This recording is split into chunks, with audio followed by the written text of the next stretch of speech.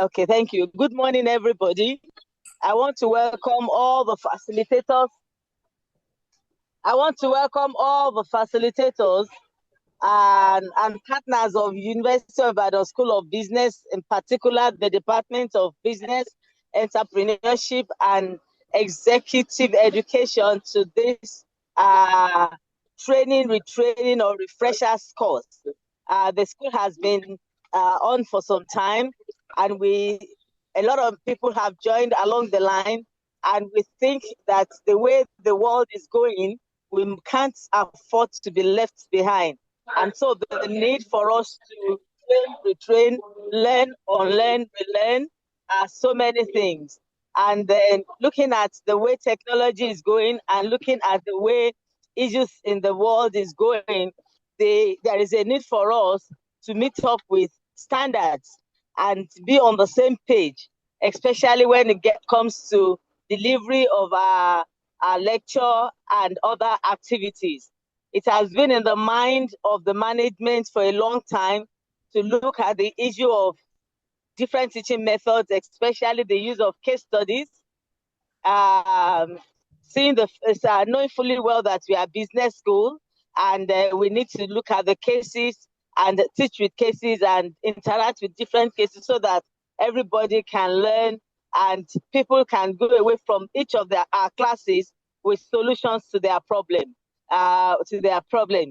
This is the first in the series by the grace of God, and it is going to be a continuous process. We are also going to have a weekend retreat by the end of this month that we will build on what we are starting today. So I want to welcome all of us to this particular training session. I welcome our people from CMD.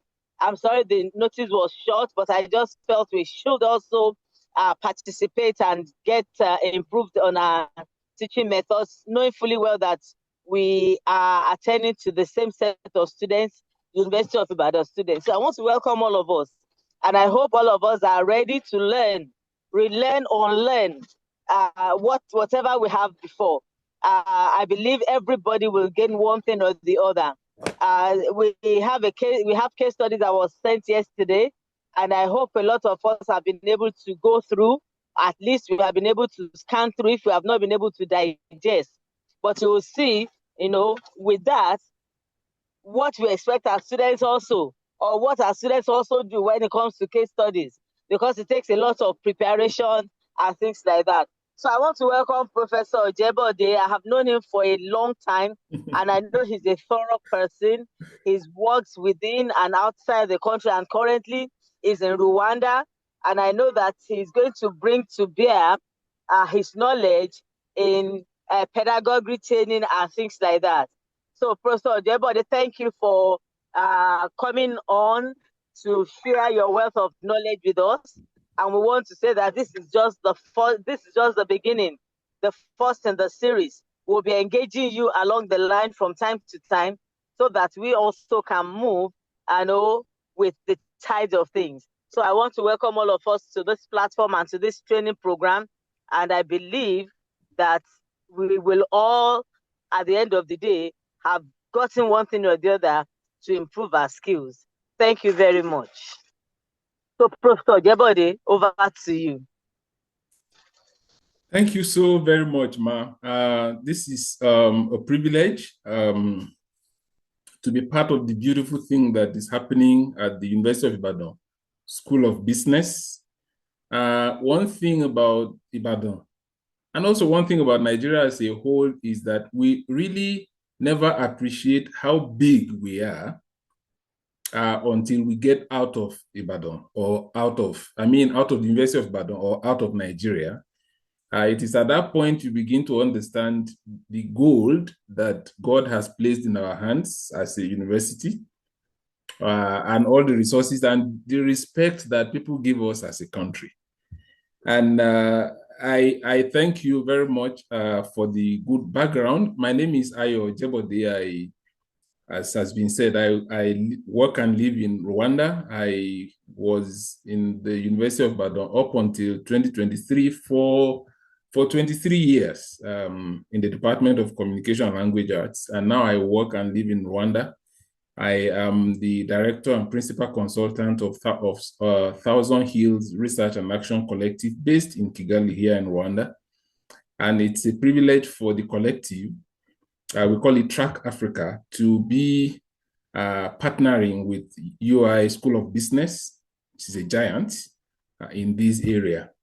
One important thing that has been said that is about the need for us to also try as much as possible to catch up with the world, the rest of the world. The origin, the initial idea of the university is what we really are going back to. The earliest universities were actually set up by students who put resources together and feel they need this guy who seems to know a lot to come and teach them something. And after that, they say, okay, now you've taught us what you know, you may go. They look at another person and invited him. So students back in the day had a lot of input into what they taught, who taught them, and how they learned. But all of that changed a long time, and we began to have the professor-centered university and pedagogy, where the professor is almost deified as somebody who knows a lot, and the people who are being taught as students, they sit at the feet of the professor and all of that. And that worked, and that is important, and that has a lot of advantage. But the world is changing very rapidly, and we're beginning to see that the era of the all-knowing professor seems to be passing away gradually. And now, instead of the top-down approach, we are beginning to see some kind of horizontal interaction, or not exactly, between the teacher and those who are being taught. As colleagues, as a matter of fact, when we say college, the word colleague is from college. And so instead of that distinction is passing. And the way, the methods of teaching is also changing, becoming more democratic, more reflective, more involving. And this is not new. The first time I was involved in a training in cases at the University of Ibadan was in 2014. So that's a long time ago. It was organized by the Medical Education something in Nigeria, headed by the late Professor Lale Mepin, to help people to know how to use cases to teach in medicine. And I was invited as a facilitator and support in that. So it is not entirely new. We're already on that journey, but we have not been steady in our movement. And I thank the UI School of Business for bringing this in so that we continue on that journey that we started and paused. And so I have a couple of slides, about 10 of them, but in spite of the limitation of the fact that we are meeting online, I would still want as much as possible to make this to be an interactive session. I have shared with you 6 cases that we're going to use as illustrations as we move along. And when the time comes, I'm going to be inviting people to let us just learn together. That is the spirit of cases and the case method. It is to create a space for people to learn together. And so I'm hoping that by the time we are done with this workshop, we would be participants, all of us, will be able to confidently design and facilitate case-based learning sessions. We'll be able to use cases to cultivate critical thinking, to provoke critical thinking, to cultivate communication, and to promote a sense of ownership of learning among students. So students don't go about thinking the professor said A, B, C, and D. Yeah, because together we are saying it with them in the classroom. And finally, we would be able to engage in reflective practice to continuously improve our teaching with the case method. There is no perfect case session anywhere in the world, just as there are no perfect human beings, or there are no, we'll create a space. We want to trigger something that will continue to help us to keep learning. And so in these slides, we're going to start by trying to define. I think we have an idea what case is, or what a case is. And then we'll look at why we use cases, how we use cases. And as we move on, there will be opportunities for us to engage, to learn together, to contribute. I am not able to see everything that comes to the chat. So if I'm moving too fast, I'm moving too slow, or you are not hearing me, or something needs to get to my attention immediately, I would advise that you just unmute and speak out, because if you send a chat, I may not see it immediately. So what's a case? It depends on who is describing, who is defining a case. If a lawyer defines a case, it's going to be different from if a medical doctor defines a case. To doctors, a case is just a human being, and the file in which the medical history of a human being is kept is called a case file, the file of a case. It's also a medical incident, the case. For a lawyer, it's different. It's a 4-letter word that lawyers hope to have and never hope to lose. It's a core thing. For one side, it's unpleasant. For the other, it is. But nobody knows where it will end on it until it's over. But for us in the classroom, a case in this context, a case is a factual story or a factual video or a realia. In education, we talk about a realia as something that is real and brought into the classroom to illustrate something. You know, a story, a video, a realia that brings into the class real-world experience that can ignite conversation that produces learning. So too many things here. So we're saying this is a story. This story is not 100% true, may not be 100% true, may not be. It may be imaginary. It may be half true, half made up. It may be twisted and adjusted to fit the situation we are trying to illustrate. It may be a video. It may be a real object. But where it is brought into the classroom as a real-world experience to produce learning. It's something that is capable of immersing like baptize students in the roles of decision makers, the role that decision makers face, you know, and this is our way of helping students to begin to imagine themselves as decision makers out there, as business managers, as CEOs, as new entrepreneurs, as customers, as HR, whatever. We're trying to help them to begin to imagine themselves in that role of facing challenging and uncertain problems. As I said earlier on, the reason we use case is to move pedagogy from theory only to applied critical thinking and problem solving. Theory only is professor-centric, is lecturer-centric, is textbook-centric. And that is good. It has a lot of advantages. And we cannot do without theory.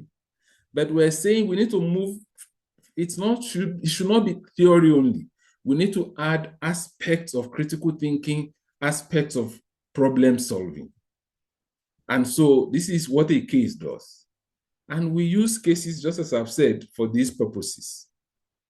When we use cases, when we develop a case, we're saying there are 1,000 things out there, but we want you to focus on this story, on this storyline. We're saying we want students to be able to develop ability to argue, not to fight, not to quarrel, but to argue, to also develop leadership and communication skills. And then we use cases because cases encourage student ownership of the learning process, as we're going to see very soon. It also makes teaching and learning really lively, enduring. Enduring means the lessons go beyond the end of the semester exam. Many things we learn, once we write them in the exam and we submit that script, it is no longer our problem as students. It is now the problem of the lecturer to grade. And it begins and it all ends there. But cases try to burnish lessons and themes and and decisions and knowledge and skills into the heart of people, so that even long after they've forgotten the name of the lecturer, they continue to apply those lessons in their day-to-day activities. In the case of the business school, in their management of their individual businesses. So really, it's a very attractive thing, and it should be the aim of every teacher to ensure that students learn even when we are not there, that the lessons continue to assist them. I could come here, a lecturer can stand up and say ingredients of successful entrepreneurship. And then he brings his notes and begins to read these ingredients. And students, of course, start to copy. I used to tell my students, listen, I am not here to train stenographers who, train people to be able to write fast. I am here to nurture thinkers. So it got to a point in my career, all my notes I used to type everything out and give students ahead of time. So we are coming to class to discuss, to learn, not for me to speak and for you to write. And so I can stand up in the class and say, the topic for today is ingredients of successful entrepreneurship. And I say, for an entrepreneur to be successful, they need 1, 2, 3. And as I'm speaking, the students are writing. At the end of the day, my job is done. That's fine. That's okay. But we're saying there is a more interactive way of doing it, a way that will create long-lasting abilities to learn, so that students can actually transfer the skills from this course, which is entrepreneurship, into something else, maybe HR, maybe administration, maybe some other thing. So that's something a case helps us to do. There is a global movement for the use of cases that started about the middle of the last decade. And there are websites where people are discussing issues of cases. There are networks where people create cases and share.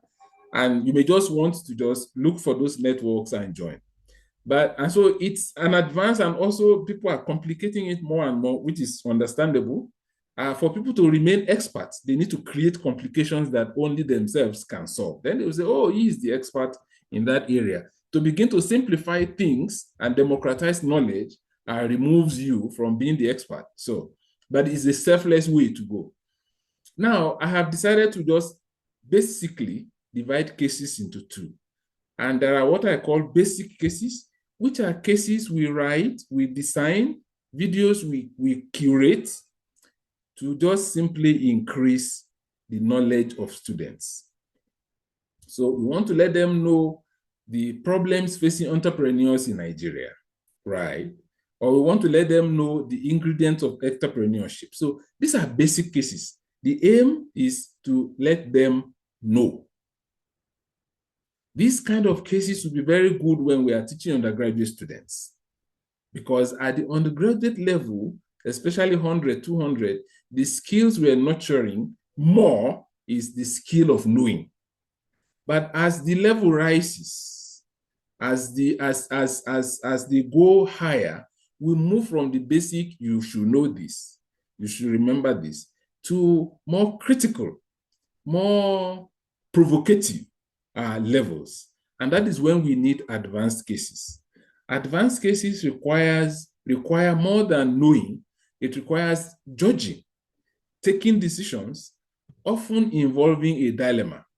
So whereas, as we are going to see very soon, the basic cases are simple, straightforward, and then it's just help you to see. The advanced cases are a lot more complicated. Every case, where we'll see that earlier, the qualities of a good case, every case, whether basic or advanced, must be written in very simple language. So when I say advanced cases are more complicated, I'm not saying the grammar is more confusing, the vocabulary is big or something. No, that's not what I mean. We shall see what I mean as we look at these cases. Now let's look at case 1. I shared these cases in a Word document yesterday. If you have them, please open them now. I understood that the document was shared, two documents, one Word document and one video. These were shared as in your WhatsApp platform. If somebody doesn't have them, you can quickly contact whoever is in charge of the WhatsApp platform now, and they can forward it to you. I am not very sure if I start to share them here. I don't know if it's going to cause confusion, but I'll try. If it does, then we'll be reading from our phones and from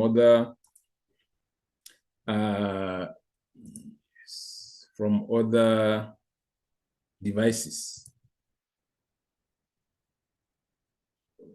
Okay, no.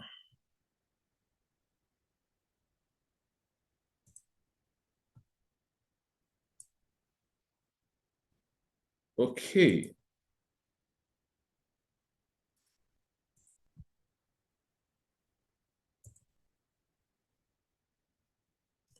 I don't know if you are able to see my case now. Sorry, not my case, my screen. Yeah, if you can see my screen, that's fine. If you cannot, it's okay. You can read from your device. I also have it on my phone just in case this fails. So the first case we're looking at is very simple. It's as a basic case, an example of a basic case. And it's the case of Funke's fruit juice bar. Let me just read. Funke, a young entrepreneur in Lagos, had a passion for healthy living. She noticed that many professionals in Victoria Island wanted quick, nutritious options during their busy workdays. With her strong business development skills, she designed a sleek juice bar concept, built partnerships with local fruit suppliers, and created a brand that resonated with health-conscious consumers. Her idea attracted investors who believed in her vision. With their patient capital, she was able to rent a small shop, buy equipment, and hire staff. Unlike short-term lenders, these investors gave her breathing room to grow without the pressure of immediate repayment. But there was a problem. The ready market she imagined wasn't as accessible as she thought. Lagos traffic made it hard for customers to reach her regularly, and many office workers preferred cheaper roadside alternatives. Despite her skills and supportive capital, sales remained low. She tried promotions and delivery services, but the demand never reached the level needed to sustain the business. After 2 years, Funke had to close the juice bar. She had the skills to run the business and the patient capital to support it, but without a consistent ready market, her enterprise couldn't survive. Now, this is a basic case. And the aim is to help people to just know, to know types of, to know numbers of, to know definitions of, to know problems facing this and that. So it's to know. If we look at these cases, in this case, it does not say, the aim of this case is to help people, where the topic, if you remember the slide, is ingredients for successful entrepreneurship.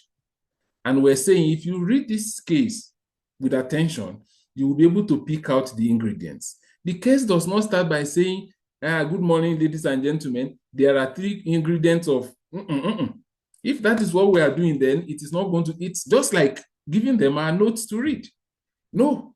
So we're asking students to read, we're asking them to enjoy, and we're asking them to pull out what we otherwise would have told them directly.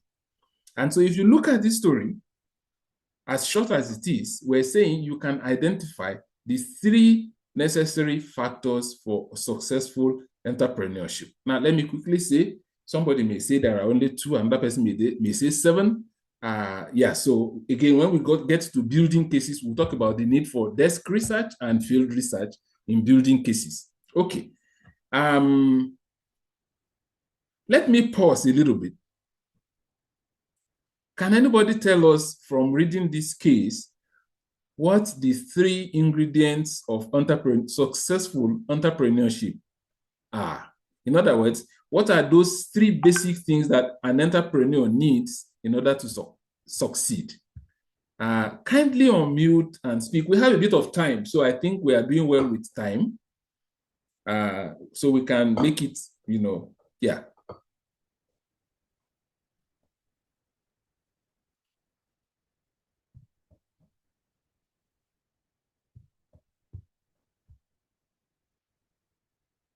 Yeah, we are very many. We are 35. Let's see if somebody can pull out the 3 or even 1. Maybe we start with 1. What does an entrepreneur need to succeed? Good morning. Yes, morning.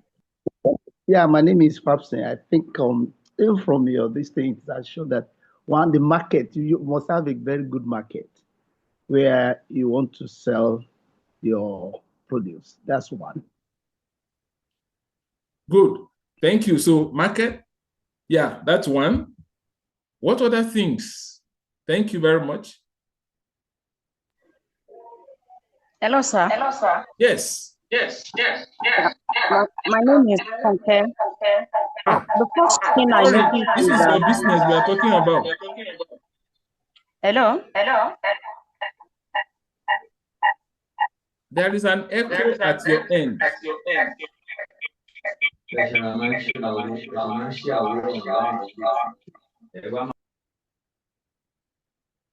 Okay, Dr. Abigail's hand is up, but please let's wait and give Funke some time. Funke, please.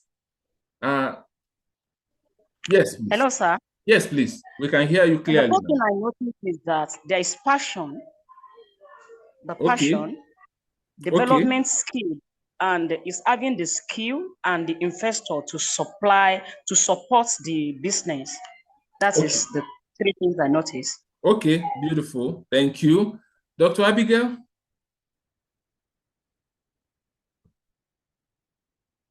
Your hand is up. Good morning, sir.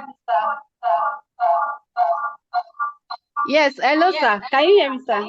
Yes. Yeah. I think one of the ingredients needed for successful entrepreneurship is the entrepreneurial skill. We can notice that Funke is well skilled. She's versatile with the skill of juice making, but she doesn't have entrepreneurial skill. And by entrepreneurial skill, I'm talking about access to market, for feasibility, and all the rest. Thank you, sir. Beautiful. Thank you. Dr. Adeola, your hand is up. Yeah. Please unmute and speak. And after that, after Dr. Adeola, we'll move to the next step. Okay. Thank you very much, sir. So I would like to add that an entrepreneur needs an innovative spirit, creativity, and perseverance. Once she saw that there were other alternatives, she could have repositioned her market, or she could have repackaged to meet the kind of customers or market that was immediately available. I mean, there are many things she could have done. So innovation and then perseverance. That's what I would like to add. Thank you, sir. Okay. Thank you. Thank you very much. Sorry, I can see other hands up, but we'll move on. The next story or the next case is also like that. But let's move on now and see the next case. But I hope that the point I'm trying to make is that at the level of the basic case is just how much do you know? It's just about knowledge. So here we're talking of knowing the ingredient for a successful entrepreneurship. And I don't want to forget this point. The point is sometimes you, the lecturer facilitating a case session, have 3 points in your mind. The student can end up pulling up 7. In the spirit of case learning, the lecturer must not impose, must not say, what do you think you know? If the points beyond your points make sense, then it must be recognized as points, valid points. If those points are wrong, it is important to let us together discuss why those points don't seem to sit well in this particular story. So case method requires some level of commitment to democratic learning and interaction. Let's look at another basic case. It's also,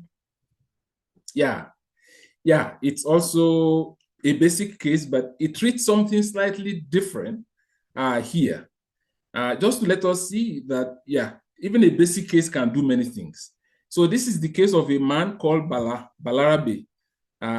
When I was thinking about this case, my mind was thinking of somebody who is sitting down there in Sabo as a tailor. You know, those men that do aiki, they do embroidery. Yeah, that's the kind of person I was thinking when I was, each time I think about this story, this case. So Baladi Taylor's dreams and obstacles. Balarabe had big dreams for his shop. He pictured rows of modern sewing machines humming together, producing elegant outfits faster than ever. With this vision, he walked into the bank, proposal in hand. But the loan officer shook his head and said, "Collateral?" Bala had no collateral.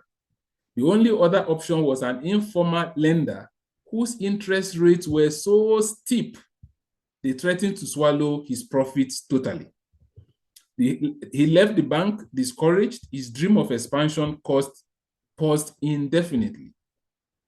One busy afternoon, just as Bala was finishing a bride's gown, the power cut out. We say NEPA took light. The shop fell silent, except for the sputter of his old generator. He rushed to start it, but the fuel costs were already draining his earnings. Each outage meant delays. Each power failure meant delays. Each delay meant unhappy customers, and we know what that means. The bride returned the next day frustrated, and Bala could only apologize. His reputation, carefully built over the years, was now at the mercy of unreliable electricity. After his reputation spread, his new bad reputation spread, customers from the neighborhood wanted his designs. So his right reputation. Customers from the other neighborhood wanted his designs, but poor roads made delivery slow and unpredictable. Worse still, local officials appeared at his shop demanding levies and taxes. Now that's a big thing now in Nigeria, taxes. Each one vaguely explained but strictly enforced. Bala paid, fearing penalties, but the weight of these costs left him struggling to keep prices fair.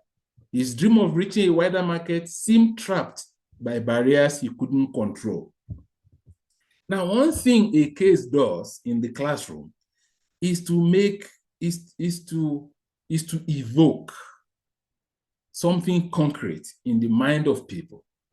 If you ask people in the class, do you know anybody who is like that Funke or like this Bala, somebody who is going through this kind of, maybe not exactly, but something like this? You can see people who raise their hand. In fact, in a place like the business school, there will be people right there in the classroom who can tell you, you just have told my story. The way you have described it, that is my experience. Now, that is what cases do. They bring the concrete out in the mind of people. So once people read it, they already have somebody sitting in one corner in their mind who is doing that. They can call names, they can share their experience. So that's something it does. It brings the street to the classroom. Now, the topic for this lecture that we're using Bala to do is problems facing entrepreneurs in Nigeria, or problems of small businesses in Nigeria. Again, I could, as a teacher, say problem number 1, problem number 2, this, problem number 3, that, problem number 4, this, and then I explain. I can use my slide and I talk through it. I can dictate the right. And that's fair, that's okay. But then cases have a way of making it more real. One thing that we didn't do with the first one is what we have here. Very often when we design a case, we put discussion questions there. We don't ambush students with the questions. No, the questions are also part of the case. Again, this is another basic case. So the questions then follow, and then students begin to pull out the answers to this question from the case. At the end, as I said earlier on, they would normally bring out more than even you envisaged. So these are likely questions. What were the problems that Bala's business faced? And then you can ask them, people will talk about it. Do you know any small business person facing such problems? Or is Bala's situation unique? In other words, we're asking the students, does this case resonate? Then we ask, now this is beyond what is there, but we are still at the basic level. What systemic or policy or whatever solutions would you address, do you think would address Bala's problem? Now, we're asking them to think beyond the case. Again, a step beyond just knowing into beginning to think of, solutions. So this is meta thinking, thinking about thinking. What other problems that are not here do small businesses in Nigeria face? Here we have very clear problems that Bala has, but we are saying we don't think this case has taken care of all the problems that Bala faces, that other business people face. And we can then ask the people to suggest mitigating problems to address not just Bala's problem, but the problems that small-scale businesses face generally in Nigeria. So this is, so we move from just knowing, defining, to identifying, to solving, to dreaming out solutions. Again, this is a basic case. These are very basic cases. We'll move on to another type of case, which we now call the advanced case. I mean, I just use that term because it calls for a lot more involvement of the student than basic cases. Again, if you have the material, it's case number 3. Why don't I pause a little bit and ask someone among the participants to just read that short case number 3 for us.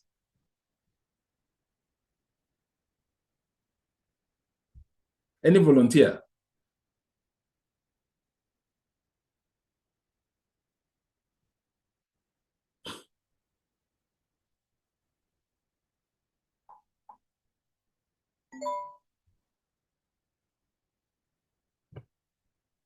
Anyone?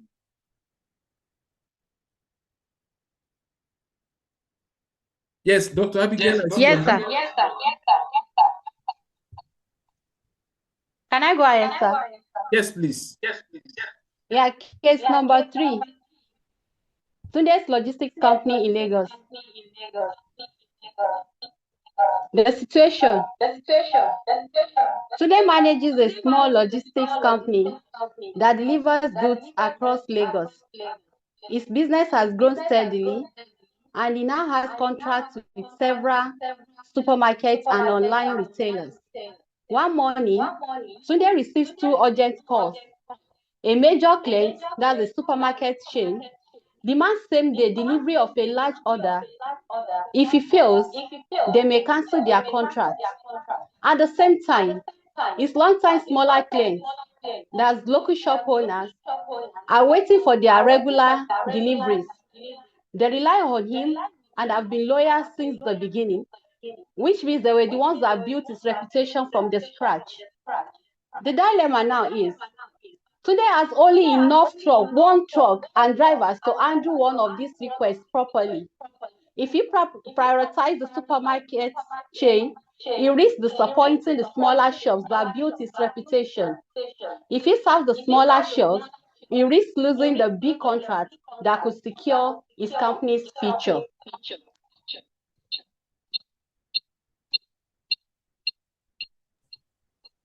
Good, thank you. So now, what should Tunde do? two things here. First to say again, now, we are not asking people to describe, it's not about what students know. Do you know the problem that logistics company in Lagos face? No, that's not it.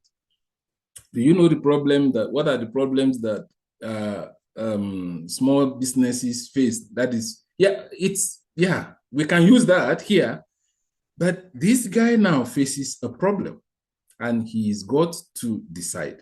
Now, one thing we need to always remember in the case class, we must always encourage, and we'll come back to this, but let me just say it at this point, we must always encourage students to personalize. So don't start saying, I think today should do. You are Tunde. What would you do in this situation? So they need to do cost-benefit analysis in their mind.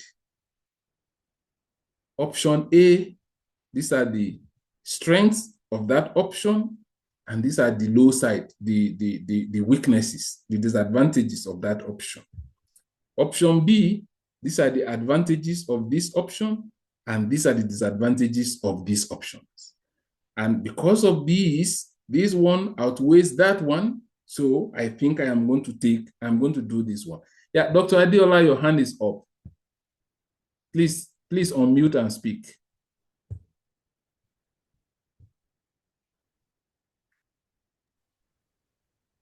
Yes, sorry, sir. I was just wondering where the cases were sent to. I don't know if everyone already has access to the case. I don't have it, and it's a bit now that we're reading a more complex one, we need to have it. So maybe that can be recirculated. Thank you, sir. Okay, thank you. Thank you very much. Whoever is in charge, can you please recirculate? Because thank you. I think we need to have it because there is one that is a video. It's a 1-minute video we need to watch. And I'm not sure it will work well if I play it. It may, you know how these devices behave. So it's good to have a plan B. Thank you. It's on the UISB platform. Oh, okay. The person should go there and we'll have it there. All right. Both the Word document and the video. Thank you. Yeah, Thank the you two very of them much. are there, posted there. Yes. Yeah. Thank you. I will advise to have gone through it before this lecture. Yeah, but again, I know we sent it quite late. It was sent yesterday evening, I think. Even from my end, it was quite late. So that's okay. If people weren't able to go through it, please, that's fine. Thank you very much, sir. Now, this is what an example of a more advanced case. It has there sufficient material for people to discuss the problems that entrepreneurs face in the particular context of Lagos. It has enough there to talk about the ingredients of entrepreneurship, but there is something more critical. This case walks down and locks up in a dilemma. And so it's calling for critical thinking. In this case, critical thinking is central to the critical thinking is the idea of cost-benefit analysis. If this guy fails the major client, they cancel their contract. That's bad. Now, if he fails, the long-time smaller clients who have been loyal, right, that also has disadvantages. So what should this guy do? And so we put this on the table of students, and as you can see, this is more than preparing them to pass our exams. It is preparing them to tackle real life issues. That's number one. So if all we are interested, no, but that's not all. I mean, if we are thinking about how to set exam questions and how they will pass and all of that, we need to think more carefully as we use case methods.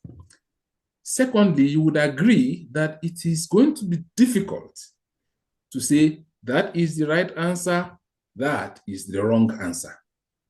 In a situation like this, there are no right or wrong answers. In other words, there is no room, therefore, for me, the lecturer, to be magisterial, to be dictatorial and say, my thought is the thought. And we need to be able to make that journey from that traditional lecturer setting to this kind of setting that we're talking about here. So all I've been trying to do is to help us see different types of cases, but also to help us see the many uses that a case can be put, even as short as they are. So I will go back to the slides now and then try to move on from there. But again, if somebody has a question, if I haven't made a point clearly, or for some reason you think there is some other point to disagree, it's okay to please disagree here. So this is where we were, types of cases, and we spent quite some time here.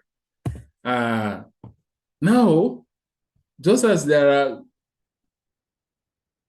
good mangoes and bad mangoes, good people and not so good people, there are also good cases and bad cases.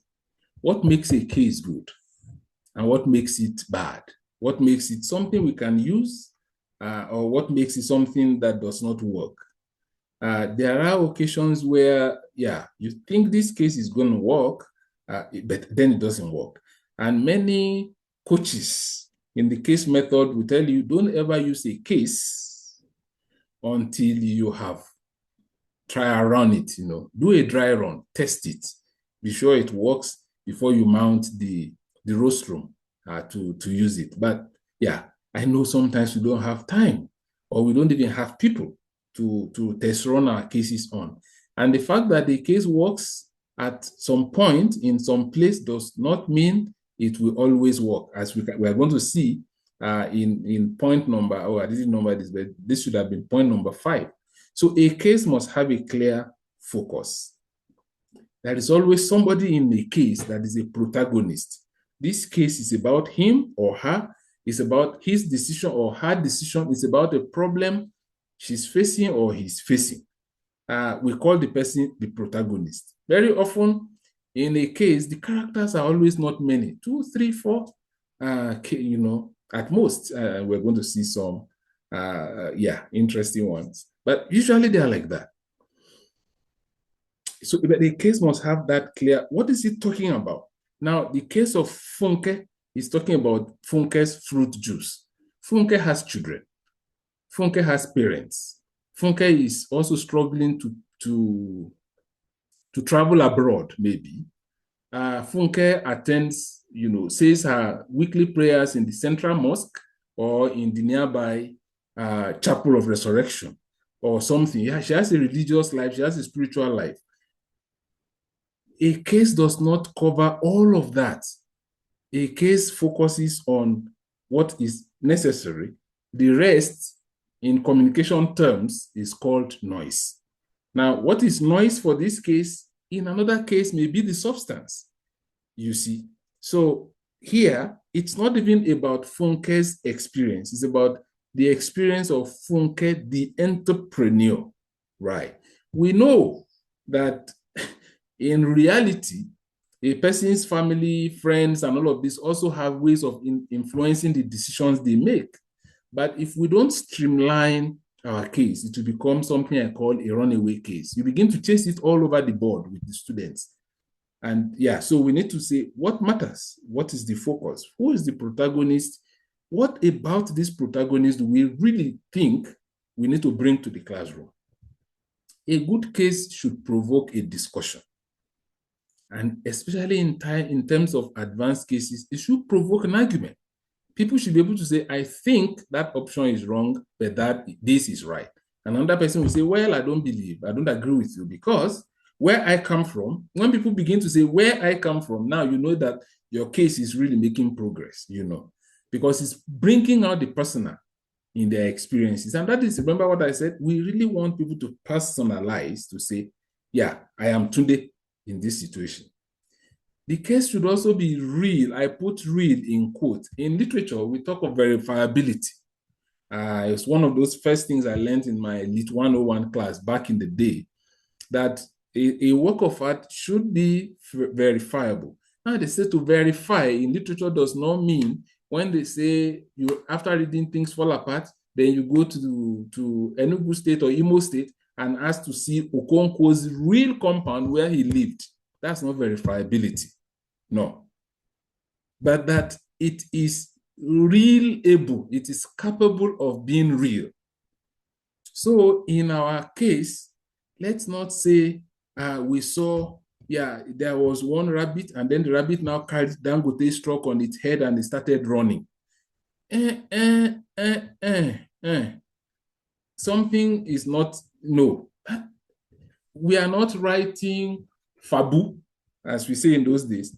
And then there is a writing culture that began in the 19th century, which they call art for art's sake, where people are just allowed to write whatever they write. Can't say, yeah, they saw a cat and the cat, you know, yeah, was befriending a horse and then the king was talking to them. It's not or Alice in a Wonderland or all of those things. That our case should be real, about real, okay, now real in quote, about real humans. We all know a Tunde, we all know a Funke, we all know a Bala, not the name, but a human being that description fits. So we need to be realistic. The number 4 thing about case is that a case has to be data sufficient. There must be enough information in those 3, 4, 5 paragraphs to enable people to take decisions or at least to discuss. So people don't need to say, okay, you have said, yeah, this person is thinking of machine. Is he a tailor or a vulcanizer? Now, if it matters whether the person is a tailor or a vulcanizer, please let's state it somewhere carefully at the beginning. So we don't want people to spend time trying to understand the case. We want them rather to spend time trying to engage, trying to discuss it, trying to use it as a basis for argumentation and decision making. So our case must be data sufficient. Also, this is important. Our case must be decent. It must not be raucous. It must not be offensive. Nigerians are very tolerant. You won't believe it. We talk of Boko Haram and all these and all of that and all of these other things, but Nigerians are very, very, very tolerant. Elsewhere, by now, somebody would be asking me questions about why I have used Tunde and Bala, 2 men and 1 lady. Why is it not the other way around? It's enough to create problem. People are oversensitive about things of gender, of race, somebody should have said, okay, now you've used somebody from the Southwest, somebody from the North. Where is somebody from the East? You know. Yeah, elsewhere, yeah, things like that can just create problem. Let's just think again about the students, about their composition. Who are they? Who really are they? Is there anything in this case that can offend them? Is there anything in this case that can trigger some unforeseen response from them? Yeah, we may not be able to take care of all of this, but it's good to just at least be conscious of the fact that our case must be decent. Then finally, an advanced case, which is the case you want to use at the graduate level. All cases at graduate level should be advanced, because cases, you know, advanced cases about important decisions of life, leadership decisions, business decisions, and the people sitting there don't need too much ability to define entrepreneurship and so on. Rather, what they need more than that is the ability to lead, to take leadership decisions, to resolve problems that are important about their business. So an advanced case must take our students to the crossroads. It must take our students to what we call the valley of decision. You know, being the protagonist, remember I said they should not be saying today should do this. they are the Tunde. Being Tunde, they should find themselves as much as possible in that dilemma that Tunde was. And this dilemma is sometimes unresolvable. The aim of the class is not to solve the problem of Tunde. No, the aim of the class may come to a consensus. It's okay. It's okay if they do, but if they don't think you cannot resolve this matter. The matter is actually not designed to be resolved. Right. So it is to provoke critical thinking, is to provoke, and then to let people see what real world, real life is out there, outside of the classroom. So these are 6 important characteristics that our case should have.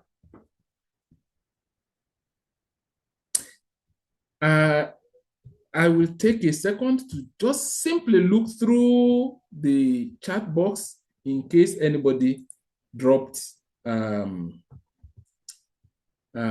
question there. Oh, people have been dropping important information here, like their contribution and so on. Thank you very much. Okay, yeah. Now let's read cases 4 and 5. And the question before us is, do you think these cases have these 6 characteristics?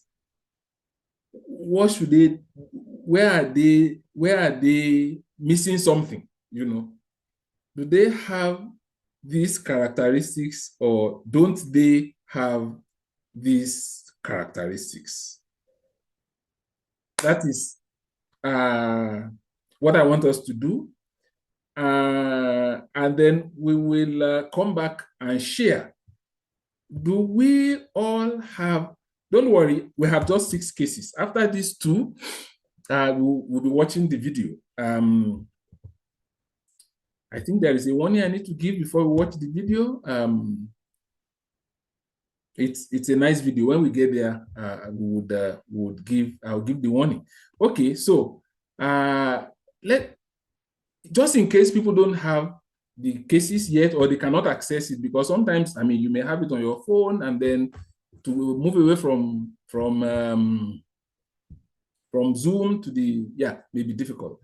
I was going to open it on my screen, but then if I open on my screen, these characteristics will also disappear. I don't have them there. So what to do?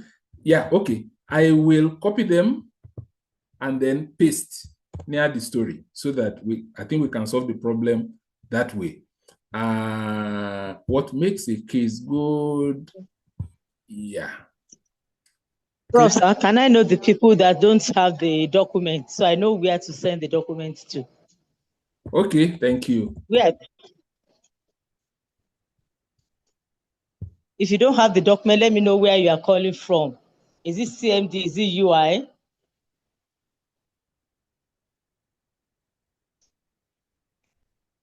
So I can resend.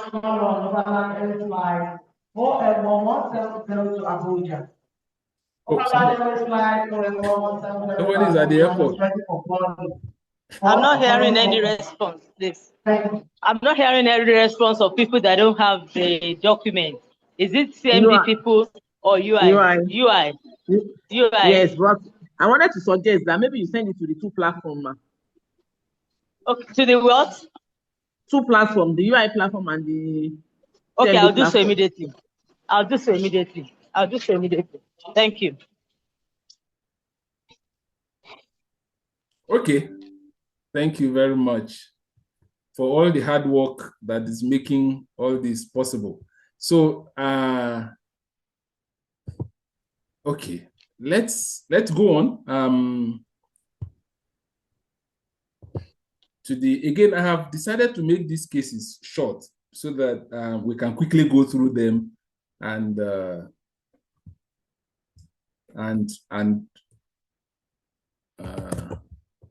discuss them. Oh no. So we are talking about Ngozi now.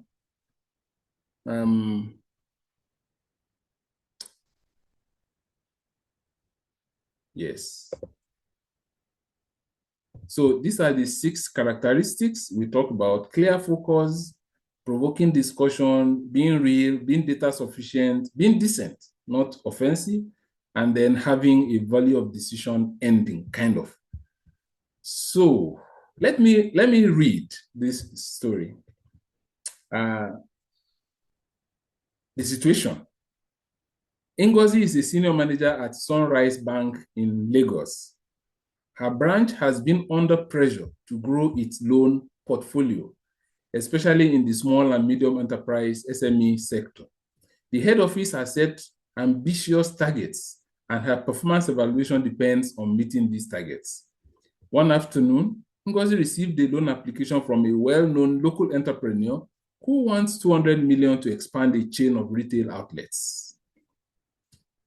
The entrepreneur has a strong reputation in the community and presents an impressive business plan. However, Ngozi's credit team uncovers concerns. The entrepreneur's existing debt levels are high, and cash flow projections seem overly optimistic. At the same time, Ngozi knows that rejecting the loan could hurt the bank's relationship with a prominent client and slow down her branch's growth. Approving it could help her meet her targets and strengthen ties with the business community. But approving it also carries significant risk if the entrepreneur defaults. Now, here is the dilemma. Ngozi sits at her desk, weighing the options. Option A, approve the loan and meet her targets, but then risk exposing the bank to potential default, loan default. B, reject the loan and protect the bank's financial stability, but then risk damaging relationships and missing the growth targets. C, seek a compromise. A smaller loan with stricter conditions. That sounds nice, but it may frustrate both the entrepreneur and the head office, right? So, okay, this is a case. Now, let's remember what we want to do is we want to take each of these characteristics or qualities of a good case and say, does this case have it or does it not have it?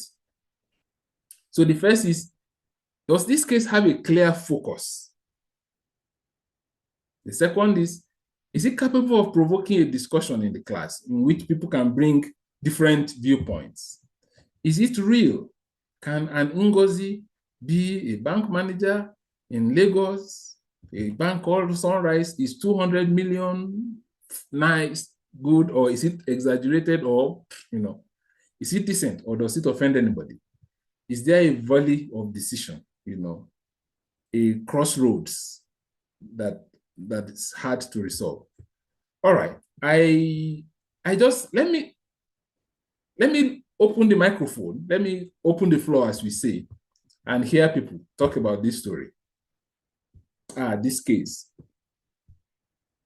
Yeah, you can raise your hand or you can just simply unmute and speak. Yes, Dr. Adiola. Okay, thank you, sir. I think it can be real. I think it has a focus, like whether the loan should be approved or not. That's what I think.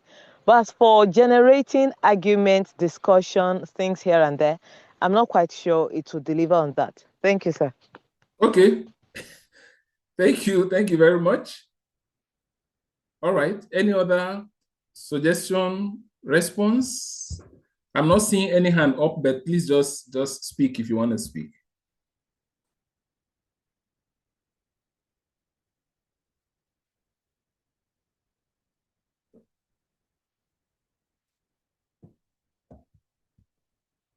Well, good afternoon or good morning or good morning. It's still morning. Good morning, everyone. One of sorry, my name is Osofon. One of the properties of a case study gave to us. Good afternoon. That sometimes there's no wrong answer or correct answer. Yes, I agree with that. In most cases, there's no wrong answer or correct answer. But I've read cases where there is a correct answer when it has to do with morality and what we need to do. I see. Maybe I will. So it's not true that you don't have correct answer. For me, I don't have correct answers because I've come across a case study that has to do with train coming, and one track has been abandoned, another track is functioning, and the railway driver has to stop on one of the tracks. Some children, about 4 or 5 children, were playing on the abandoned track, and one child was on the track that is okay. Now the decision is should the driver continue going, or should the driver go and park at the abandoned track? If he parks at the abandoned track, 5 children will be killed. If he keeps on going, 1 child will be killed. What decision should we make? For me, the decision is that he should kill that 1 child, because that 1 child is the one that was doing what was wrong. To know that he's not supposed to be playing on a track that is still working. For me, in that type of case study, I think the correct answer is that should serve as a deterrent to children, that they should do what is right at all times. Killing 5 children at the expense of 1 child, for me, is wrong. So that's why I said, in all case studies, that we don't have answers, that we should not say this is right. That's my own contribution. Sorry to go to take us back.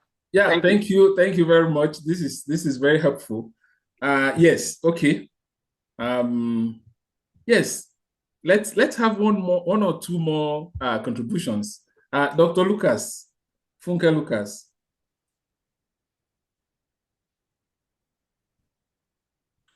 Your hand is up. Hello, sir. Yes, please. Yes, sir.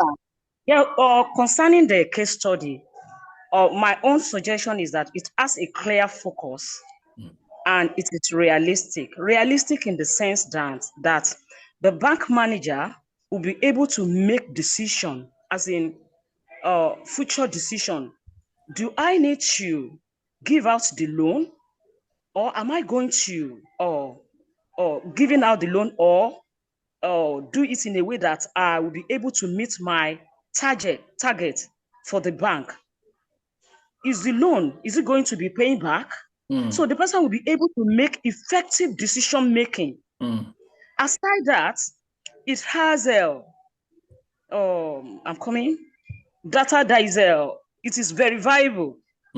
Very viable in the sense that the bank manager will be able to have sufficient data as to that we support the decision that she's going to take, either to meet up our target or to put the bank at the risk of the person that's applying loan. Maybe it's going to pay the loan or it will not pay the loan. For me, it has a clear focus. It is very viable. It is realistic, and it is argumentative in terms of decision making. Thank you, sir. Yeah. Can I say something, sir? Yes. Hey, Professor. Yes, sir. Please, I just want to respond to what Madam Alia said about killing 1 child instead of 5. I think in your presentation, you talked somewhere about, in advance, something about cost-benefit analysis.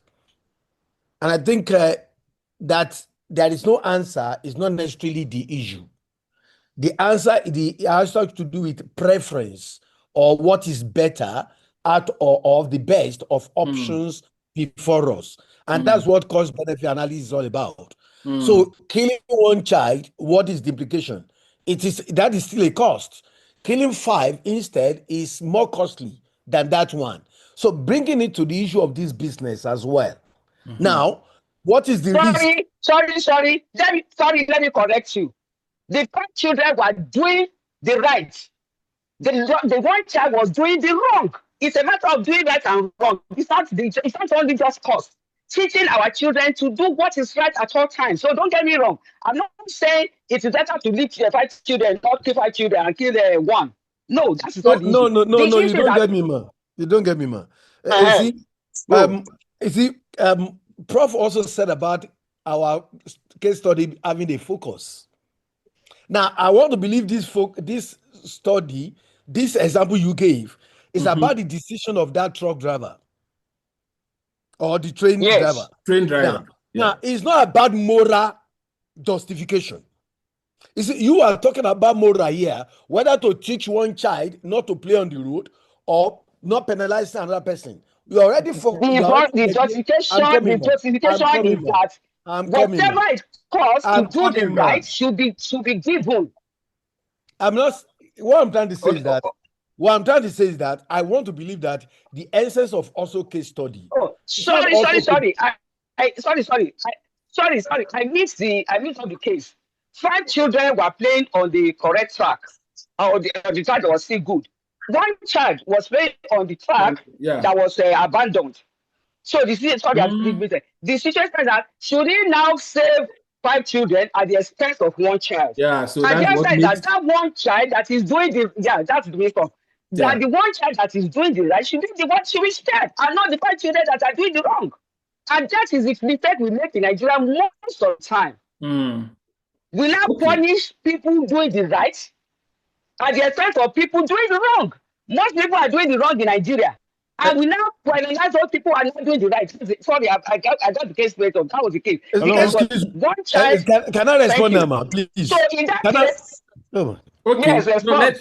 Please let me just let you. What I'm saying here is this: if we are not careful, because if you go like about what makes a case study good, if you are not careful, you are likely to go off an argument or position that deviates you a film from, because a case study is meant to address a particular theory or issue that has to do with content of what you are teaching. When you allow this kind of, are we teaching moral here? If it is a lecture of morals, fine. Okay. It is lecture about, so it's fine to go that particular direction. But the summary of what I'm trying to say at the end of the day is that, you see, like what you have just said now, I brought in issue of cost-benefit analysis. In fact, it is good that you actually made a correction. That the 5 people, I'm coming, man, let me finish. The 5 were wrong, the one was right. Now, in that case, morally, we will say, let the 5 be punished. Yeah. We are talking about lives here. Let the one that is not wife be left. Sorry, it's even more than that. So it's more than that. If that train driver did not take a decision, the lives of other people in the train will so be at jeopardy. Okay. Let me just say here that this is very, very rewarding. And it's a true life case, true life case study. Sorry. Yeah. Okay, thank you. You are not told the detail that the driver made, but it was a true life case study. Thank you. Yeah, I have cases like that. I mean, and I've read a number of cases like that dating back to the incidents. Many of them very, very unpleasant during the Second World War. These cases are used in teaching what we call ethics, especially situation ethics. That says, each situation speaks to what is right in it and in it alone. And you do not say, okay, that becomes a principle that we apply to all the others. But I think the takeaway for us from this conversation is, as we develop a case to use in class, let us create that space for people to disagree, to have multiple viewpoints. The answer, if there is the answer, should not be so obvious that everybody who reads can say, oh yeah, this is what the person should do. There should be, because in real life situation, in real world situation, decision making isn't always that easy and obvious and apparent. So as we develop, let us not make... Very, very correct. Very correct. I agree. Very, very. Yeah, thank you. Let us not make the answer so obvious that the class reads through and say, oh, so is this what I traveled all the way from Lagos to come and attend? I mean, I know the answer. Yeah, this person should be. Yeah, but so something that really tasks their thinking and makes the answer or the resolution difficult and not very straightforward is what we want. Again, we want to develop critical thinking that people can then carry out into their real life events after they've obtained their MBA or the degree that they've come to obtain, after they've even forgotten the name of the lecturer. So, all right. So let's look at the last written case, not case number 5. Case number 5 is video.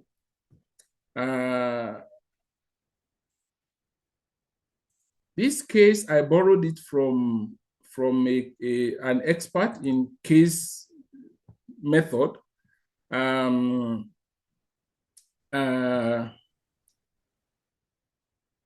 Professor Wangobe from Strathmore University. I mean, he wrote this and he has the copyright. Again, cases are copyrighted. So before we can use anybody's case, we need to just know whether they are copyrighted or not. So let me read this one from here.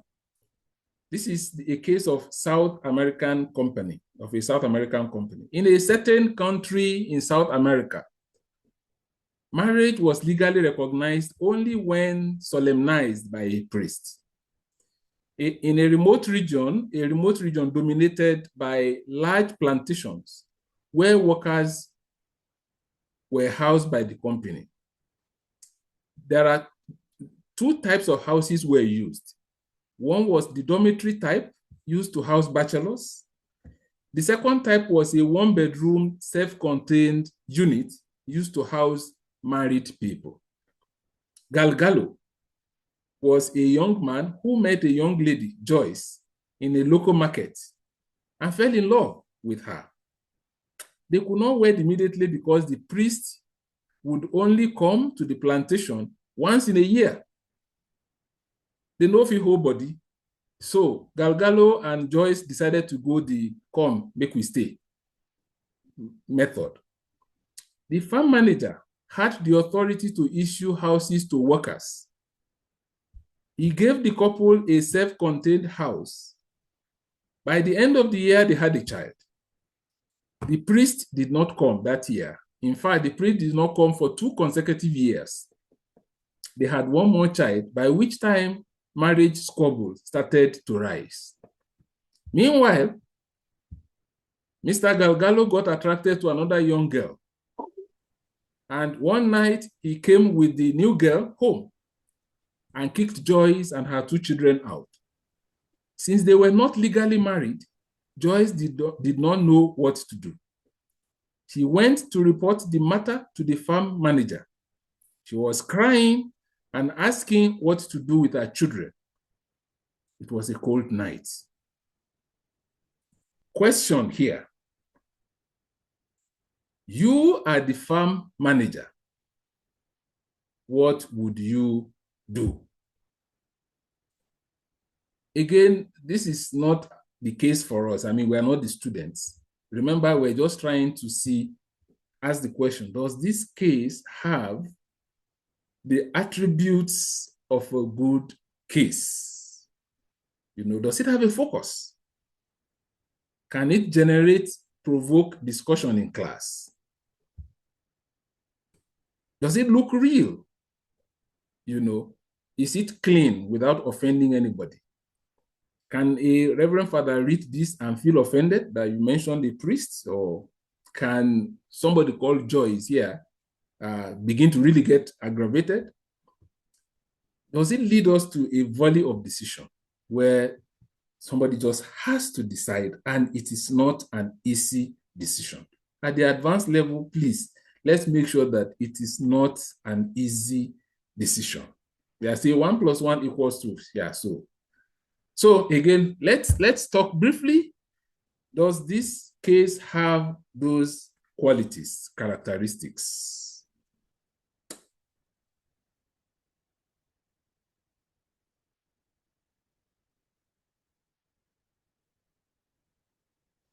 By the way, David told us that this case was a real event that really took place, but he changed the name from something to Galgalo, from another thing to, and that's why he refused to also mention the name of the company, the exact country and the exact town, region, and so on. Do we think this is a good case? Does it have those qualities?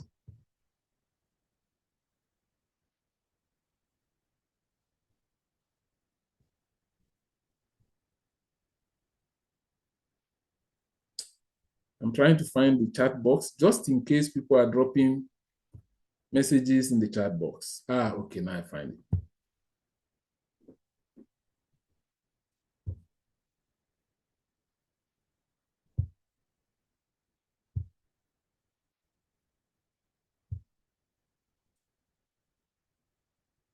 Yeah.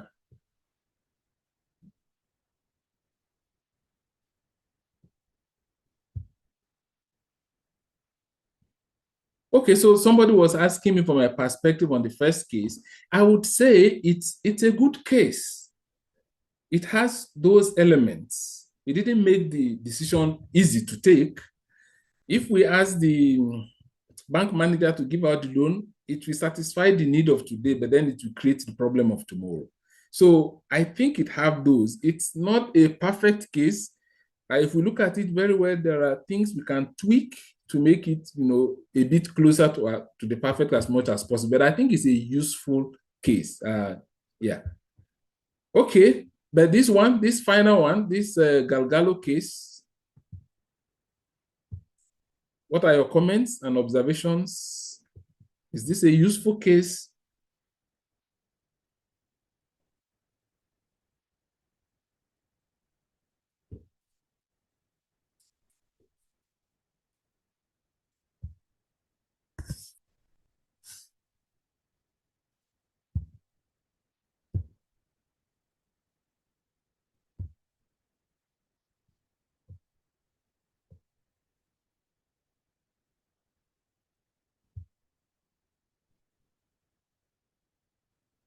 All right, maybe because of time, I can just summarize what I think is happening here. I think it's also a useful case if we look at those characteristics that we shared earlier on. It has a clear focus. It is not about, it has a clear focus, though the focus can be made clearer. It's data sufficient. It can lead, people have enough information there. There is nobody who is going to be saying, why didn't they marry? It's already there. They didn't marry because the priest is not available. But it would have been helpful to also say it costs an arm and a leg for them to travel to the city to go marry with the priest, right? Something like that is missing. So that blocks the chance of people just getting distracted. And again, when we talk about using cases, which is our next step, I am going to talk about that. I think it's also decent. I think, but that one of not blocking that road of saying, why don't they travel to the next village or to go and, I think it's a weakness that should have been blocked. Anybody who's gone to Southern American plantations know that they are way, way far away from civilization. They are far, far, far, far, and they are always big, big. And they're like entire states or, on their own. I think it also leads to a value of decision, not for Joyce, not for Galgalo, but for the manager. Again, we need to understand if this is a course for managers, so let the decision maker here be the manager. The person who is confused here, who has to take a decision here, has to be manager. Now, this is not the story. Really, this is not the story of Galgalo. We are not interested in the decision that Galgalo is going to take. Now, another thing which I think needs to have been cleaned up here is this is a very touchy story. People can really get angry or hiss or frown or say, men have a way of messing up things and getting away with it and so on and so forth. This kind of case that is touchy requires that whoever is using it has to be alert. Before you know it, the conversation here can become a gender war. And the whole class will forget about the management issue that has to be tackled, the decision that has to be taken by the manager, and it becomes a gender war. And it's also useful, but then that is not the focus of today's topic, that's not the reason we are using this particular case. So it's a good case, but it deals with a touchy issue. And if a case deals with a touchy issue, if we are not careful, it can lose the focus. why it's there can become a problem. Okay, I'm going to close this and then we move on to the slides to continue where we are. I believe we have an idea now of what makes a case good and what we need to guard against as we use cases, as we develop as we develop our cases and so on. These characteristics. Again, as I said, there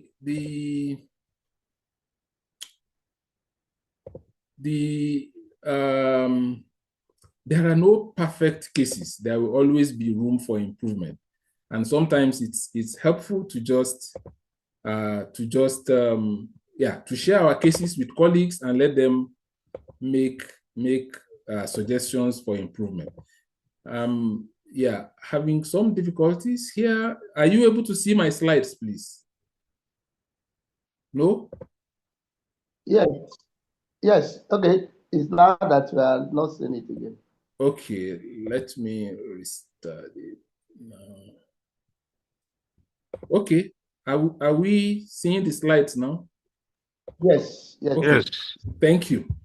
Okay, so we've looked at these cases. So this is actually I think this is the last part of our conversation, and it's what are the steps involved in using cases? Some of these things are actually intuitive. They are things we do, but so for many people who already know this, let this last part serve as a kind of reminder. Rather than dealing with something new and so on. There is always a problem when we learn something new. Hey, we want to quickly go and use it, and then we can forget the other good things that we have been using. I think we shouldn't fall into that. Let's not think the case method is suitable for every topic. So you want to teach mathematics, the topic is simultaneous linear equation, and you think you need to use a case to do it. Hey, no, that's not good enough. They say if the only tool you have is a hammer, everything on earth begins to look like a nail. So the first question we need to ask is this topic, is case method the best way to deal with this topic? So so that is something we need to deal with at the beginning. Then secondly, now we have decided, it's case. The case method will do, rather than a straight lecture method, rather than some other method. The case method will do. Then we say, okay, what is the focus? So in case method, we start from the end. What do we want the participants to have gained by the time we finish? So it's not like the topic is osmosis and then definition, what is osmosis? The movement of water and water molecules from higher to lower concentration through semi-permeable membrane, full stop. So that's cool. But the question is not what, it's not definition, it's not types and so on and so forth, it's with the objective. By the end of this lecture or this interaction, I want students to have been able to come to terms with the difficulties involved in managing small-scale businesses in Nigeria. So from there, and then work backwards to say, okay, what kind of case would help me to journey to that place? So I don't just see a story or a video and then get carried and say, oh, now my student will like this. Let me just bring it to class. If it doesn't speak to the topic, if it doesn't lead to the objective, it will just be mere useful, fantastic entertainment, devoid of learning. Then the third step is to find the case that we'll use. We've decided that is the case method, we've articulated the objectives. Then the third is find the case. If you cannot find an existing case, develop one. Now, so the next slide, I think, talks about how how to build a case, how to write a case, and so on and so forth, and develop. So we'll talk more about it at that point. The fourth is to develop a discussion guide or set of questions. Again, cases have a way of animating classrooms, especially when the participant, let's say students, have known each other for quite a while. And I always say, yeah, the first time you are meeting a class is not the day to use a case, because the success of a case depends on the depth of interaction among participants. So if participants are new to each one another, they are just coming to class, or they just resumed last week, this is their second meeting, yeah, you need, case method, no, not that time. Only very serious extroverts are likely to really jump out and begin to talk at a meeting like that, first meeting.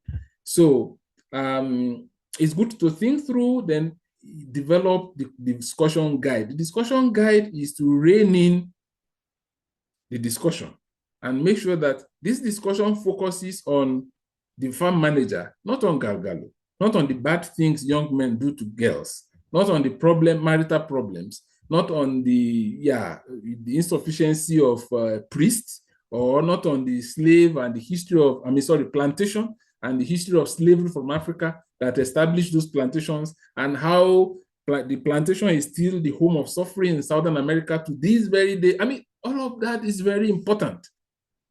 That is not, and they are the places to which people can drag the conversation.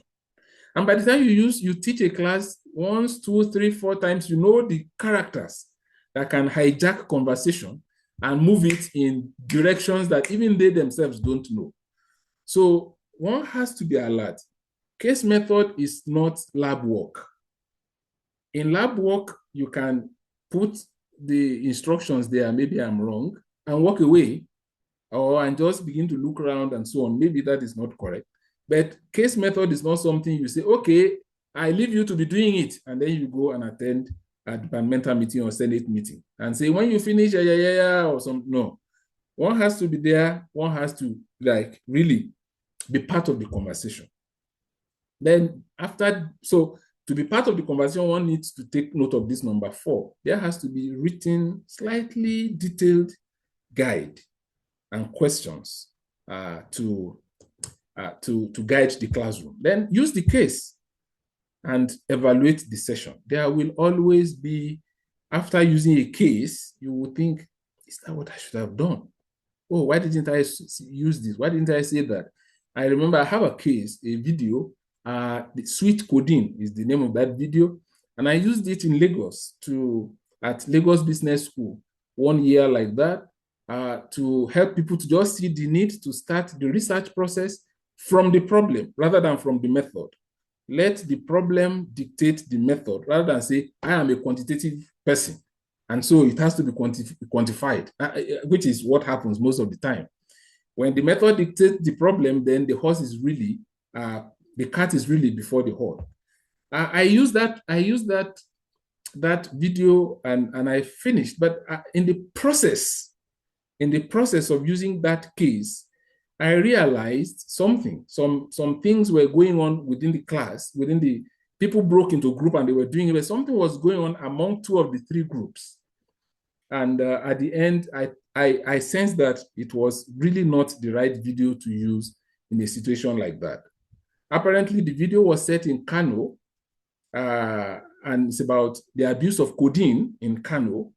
And it's really very gripping account. And there are people there who I think felt offended or felt something, and so at the end I evaluated it and I said, that group and that group, there is this lady, there is this other lady who didn't talk throughout.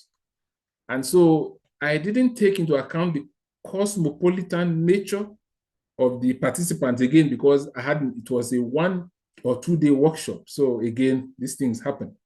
So it's good to think back and evaluate the session just to learn what went right and what didn't. I know this takes time and sometimes we can't find that time. Now, where do we find a case? We can build a case. We can construct a case from the start. But cases are not 100% imaginary. For them to be real, you know what I will discuss real, that is, to be capable of happening, we need to do some basic research. And in some organizations, I'm trying to remember, there is a global organization about case methods.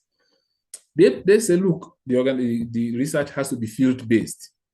That you need to go as far as doing a field-based research before you write a case that they would accept to field in their archives.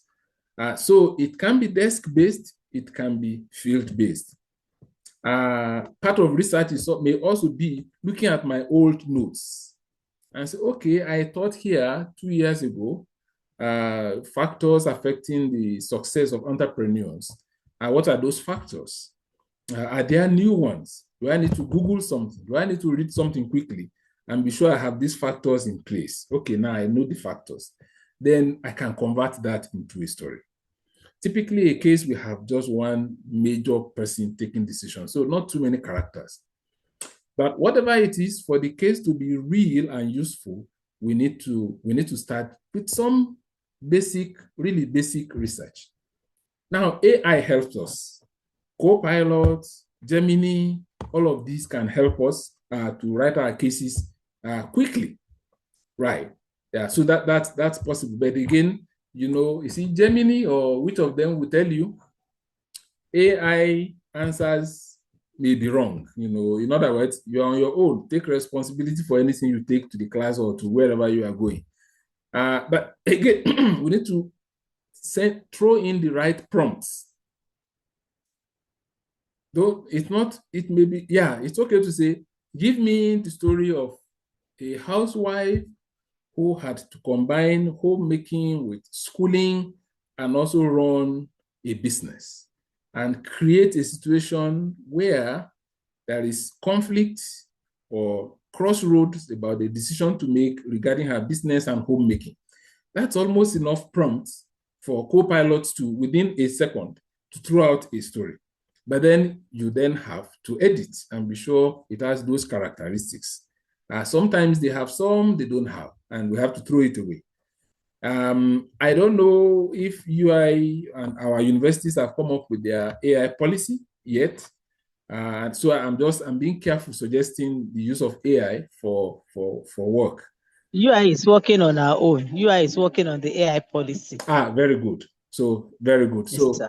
Maybe we pause to see what that policy looks like, or maybe we quickly do all the things we want to do now before the policy comes out, so that we can say, well, I did this before the policy came out, maybe. But it's good if the policy allows it to deploy AI to write our cases. So the second one is we can borrow. There are archives upon archives of cases. And there are organizations where all you need to do is just join.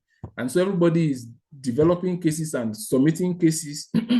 And you can borrow and you can return. There are conditions. You have to acknowledge the owner and so on and so forth. And some have been so well annotated that all you just need is there's a Dropbox that where you say, this is the case, the kind of case I want, and this is what I wanted to do, and so, yeah, again, these are opportunities. So the absence of a case should not be the reason we're not using cases. There are options. And then we can adapt an existing item, which originally may not have been designed to be a case for education. And we are in WhatsApp groups where people post all kinds of videos. And sometimes I'm like, hey, this video will help me to illustrate A, B, C, and D in my class. With a little tweak, it may not be data sufficient, so I may need to throw in a lot of input before I play the video to the class, to make it now data sufficient. It may also be outdated or something. There may be the need to just throw in some background information for the borrowed video clip or something to make sense. An example is this business meeting in a Chinese company. It's a 1 minute video. I don't know if think now that I assume we all have the videos, we can just watch it on our device, on our phone or something. Yes, it's 59 seconds actually. I'll keep quiet and then we watch it.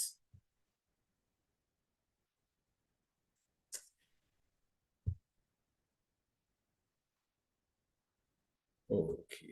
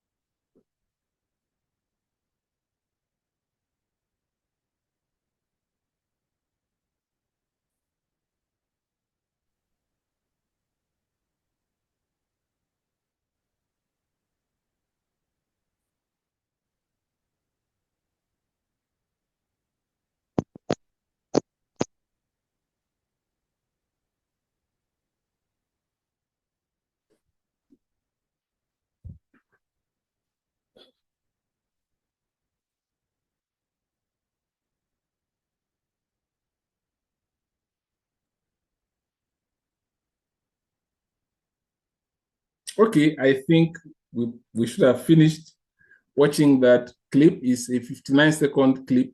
Now, the point I'm trying to make here is that we can adapt assets. Actually, we call them assets. We can adapt assets that were not originally designed for pedagogical purposes. This is a bank advert, HSBC. But I have used this again and again for a number of reasons. But here we can use this, for instance, to ignite a conversation in the class. A little bit of background, which is something we need to do if we borrow an asset. We need to throw in a lot of background to let people relate with it. Ordinarily, it's not going to make a lot of sense. But here is an American businessman who's having a meeting in a Chinese restaurant with his Chinese hosts. So he is a guest in China in a Chinese restaurant, and these are his hosts. And Chinese food is being served. Now, in America, if you are served food and you eat part of it and you leave the remaining part unfinished, it's an insult to your host. Because you are saying the host is a poor cook. I can't even finish the food. I can't, it was flat. So to show that you really enjoy meal in the American and European culture, I think all of them, and North American and European, you finish the plate, you finish the meal, and when you drink and do like that, the host is happy. It means, oh, he's happy, he enjoyed my meal. In China, if you do that, you are saying to the host, you are a stingy host. In other words, you are expected to eat and remain. When you eat and remain, you are telling your host, oh no, you have overfed me. I cannot even finish your food, not even one morsel. So as long as you keep finishing the food served to you, it is the host's responsibility to keep refilling that plate. Now, this is the quagmire in which this American has found himself. He doesn't know that, right? And so he finishes and thinking, I'm giving compliments to my host by drinking the soup and emptying the plate. But the host is hearing, oh no, you are calling me a stingy person. Now, then he snaps his finger and then they bring more. And from the way this guy looks, you know that he wasn't enjoying the food. This is snake and this and all kinds of things are there. that he has to contend with. And they keep bringing more, and it keeps, I mean, I don't know how this is going to end. I don't know if he's going to survive that. We can take this, as I said, this is a foreign asset. We can take this in as many directions as we want in a classroom. But however, whatever we do, for people to make sense of it, we need to throw in a lot of background information.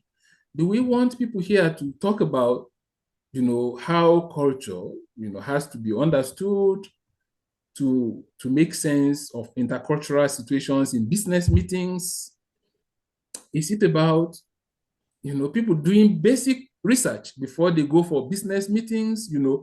Our questions have to be very sharp, have to be very focused, have to be very directed. If not, people will enjoy the assets and they will laugh and they will say, oh, the class was very interesting. We laughed from the beginning to the end. But it's a class meant to make people laugh. Laughter should just be incidental. I mean, it should not be the focus of people who want to laugh should go to cinema and then they will laugh from beginning to the end. People should laugh in the class as part of the learning process. So the point here again is to say we can repurpose, we can borrow an asset, but then we need to try it at the beginning. We need to make sure that we have in hand all the background information that people needed to be able to engage with the asset. Incidentally, I mean, I never used this asset to teach cases. I have always used it at the start of my ethnographic lectures in research methods, where I will simply play it without sound to people and then play it again with sound.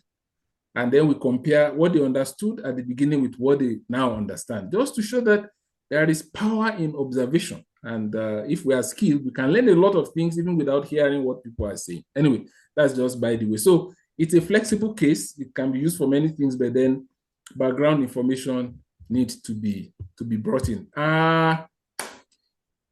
Now we are getting to the very end of the conversation, and these are just some suggestions on how to use cases. So all of these, I think I have mentioned, but just to tie everything together, in a case method room, we need to manage the room well. Before you know it, 2-3 people are talking and the rest of the class are busy on their phone, checking their messages and or just playing, as used to be the case back in the day, crossword puzzle. People will come to class with crossword puzzle at the back of the newspaper, and that's what they are doing, and you think they are taking notes. So we need to manage the room well. We need to give people time to think when they read a case. Let's give them half a minute to think through before we then begin to do cold call. Cold call means we just say, hey, John, even if he has not raised his hand. Warm call means to say, yeah, who is ready to, and then we wait for people to raise their hand. Sometimes it works, other times you need to do cold call. It's also important to listen. I think this is the most challenging part of using the case method, to listen to different people and see what they are saying. And sometimes people can get really busy and argumentative about something that is not very material in the conversation that is going on. And so it is the teacher's work as a shepherd to bring them back to the conversation. Okay, yes, I know. That is, the way the fuel prices is going about between Dangote and the other, it's a bad thing. I mean, I know, or it's a good thing for Nigeria. I mean, I know, but that is really, what we are interested in here is, So it's important to always bring that back. To make a case method productive, we also need to think through what they call active learning techniques, such as think, pair, and share.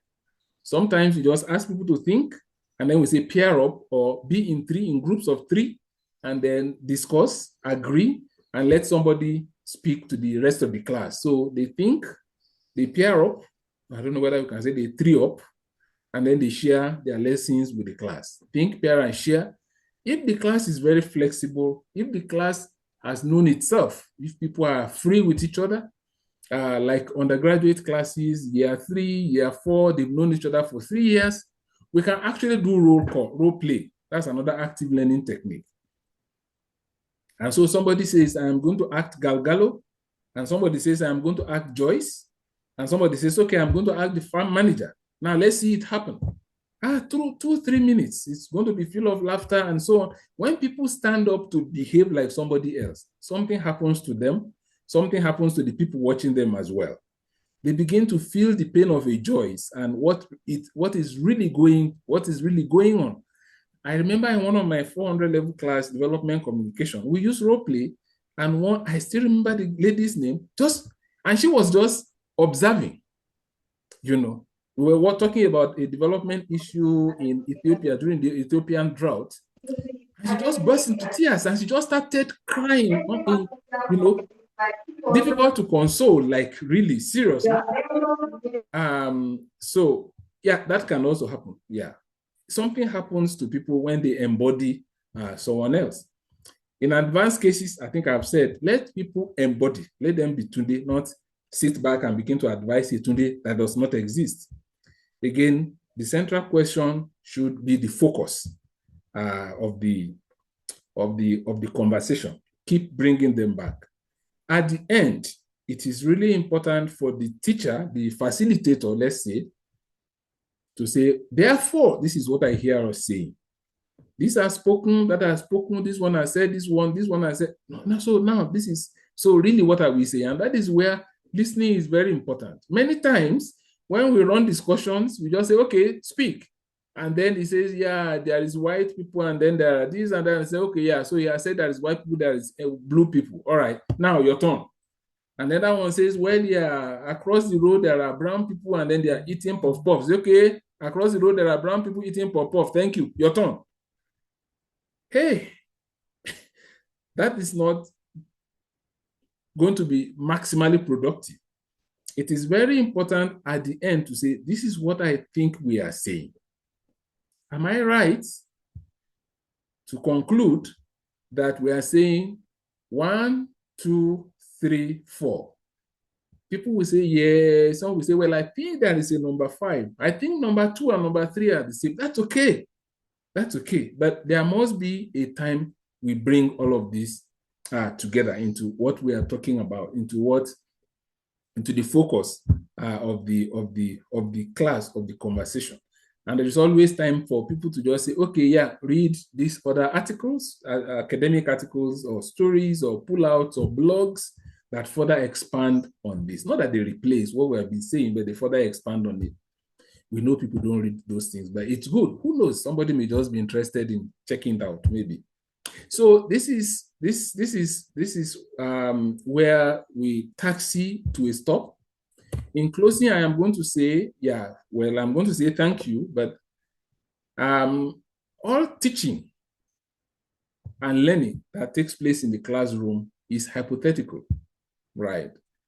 Everything we do in the classroom is hypothetical. So you teaching business, you teaching communication, you say this is how to write a news report, 5W, 5W1H, is hypothetical.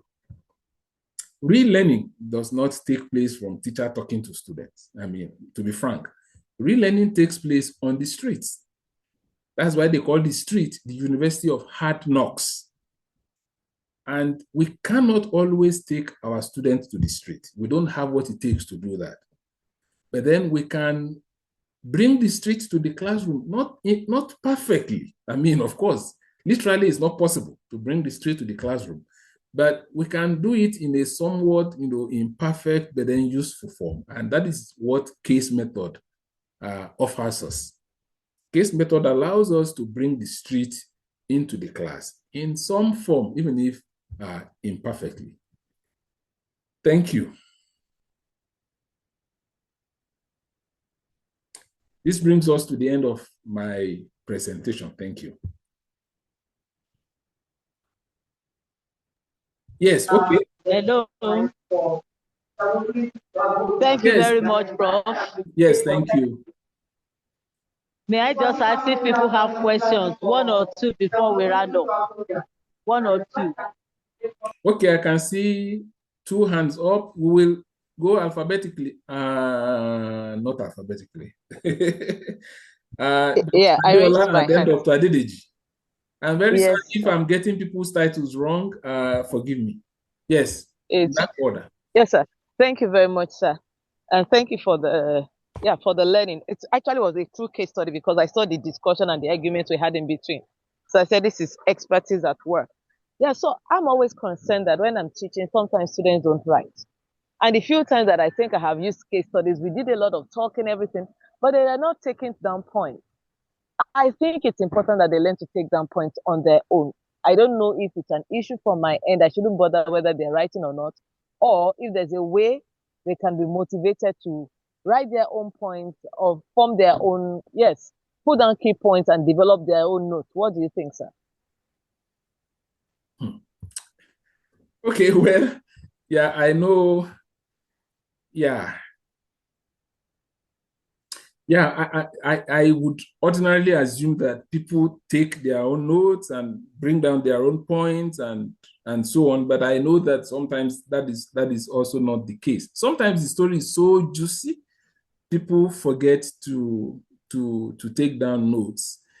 A simple thing I have also seen work from my experience is to say sometimes as we are starting the class, we appoint the class secretary.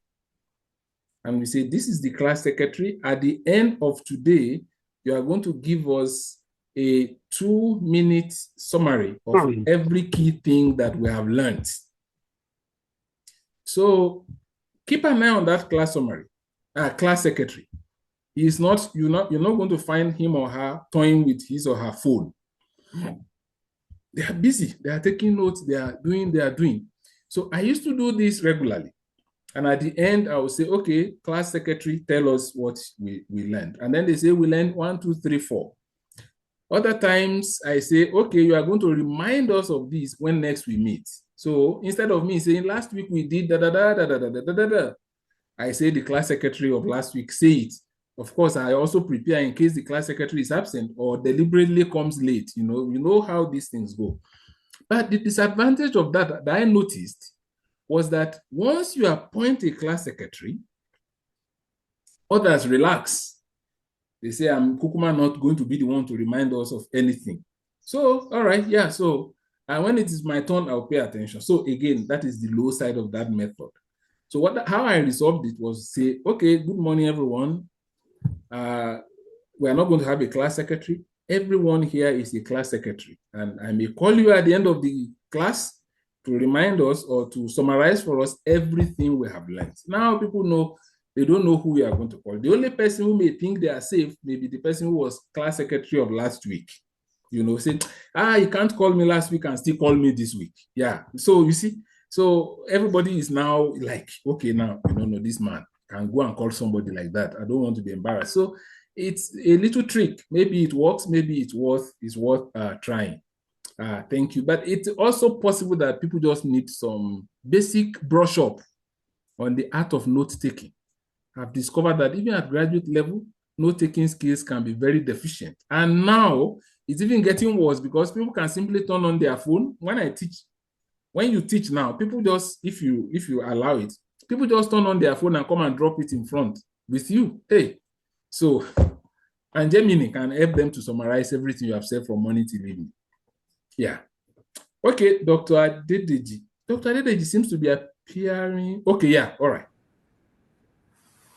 Good afternoon to you, everyone, and thank you very much, Prof, for taking us through these cases and also identifying the limitations. I have 3 questions I will call, maybe comment or questions. The first one is you mentioned about, adapting cases. When that happens, do we need to attribute, do we need to cite that this case or these cases were adapted and you mentioned the name of the author? Then the second thing I'd like to also ask is about time management, especially considering, the university system that is cost-based.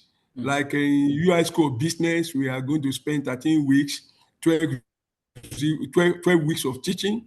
1 week of revision, and we have all these course contents that we have to cover in those weeks. You have to go through these cases, especially when it becomes so controversial, so argumentative.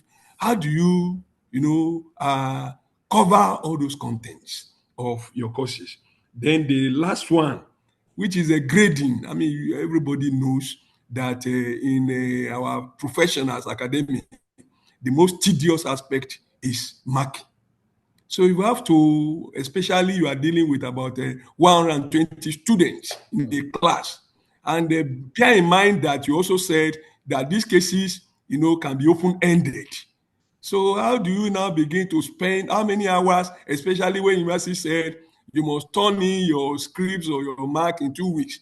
How many, hours of grading can you spend on cases, especially if you are a case-free lecturer, that you are making all your questions cases, and maybe you are going to ask about 4 cases. So how many hours are you going to spend marking 120 scripts and to turn those answers back in 2 weeks? Thank you very much, Prof. Okay, I think maybe we should take a couple of more questions. Then sometimes in the process of asking questions, people answer, or they help the facilitator to also answer some of the questions. Yeah. Yes, I think Dr. Mohammed's hand is on. Okay. Are you hello, sir? Yes, we hello, can hear Prof. you now. Are you referring to Ologundudu Yakeke? Yes. My name is okay. My name is Professor Ologundudu Majid Mohammed. Oh, I'm sorry. I really appreciate your presentation, sir. I was overwhelmed by your style and by your consistency, sir. And your case study with us today is a further confirmation to my curiosity about learning before. I used to think that I've always been over saddling my students with irrelevant, because the issue of bringing straight to the classroom through case study has always been my style over time, especially when I'm teaching the MBA students or people in the business school. But at the point in time, I thought I was over blogging them. But with our discussion today, sir, you have not only increased my confidence that we are in the path to enlighten people how to solve problems. Because our case study essentially is about problem solving. And I believe if students who are in the business school are not taught with case studies to analyze issues and situations, most of them, they are managers. Their level of thinking before they enroll will still be the same. But after they have come to the school and they have been taught case studies, they have different way of listening. So I am very grateful for being part of this program today. The question now is, in answering case study from students, especially when you are giving them an assignment to analyze before they come to school, we realize over time that most of them will now rely on AI answer. And I've always studied the pattern. The essence is go and study this thing ahead, then provide solution, come back and let us discuss the issue. So almost 90% of students will come back with AI answer, which I believe is wrong, because fundamentally the essence of that assignment is defeated if every effort has to be relied on the AI. So the question is there anything the university will be doing or the management will be doing to ensure that AI answer is not to be accepted as valid answer to any discussion in academic environment? Because it can only be good for preparation. But coming back to now submit a AI prepared answer, I don't see any merit in it.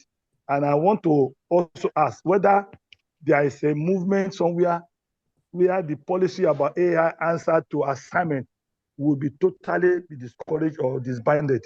So that is my worry. But it prepares people's mind to think articulately. When it comes to discussion, they are still thinking within the flow of the AI support input. But when it has to do with submission of assignments, should we still take it for them as having done something reasonable, or we refute it because we feel that they have not added any value to such an answer? That is my submission, Prof. Once again, sir, I appreciate you. You have added value to us, particularly myself, and we always long to see you again coming on board to give us further insight. Thank you, sir. Thank you, sir. Thank you. Thank you very much, Prof. Thank you. To me, this is really a very important and very great moment. We everybody here, there are 30 something of us, maybe 40.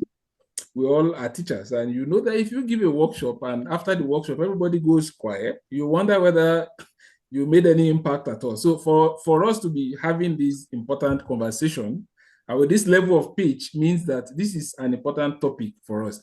This is what I suggest. I can see Professor Awubode's hand up.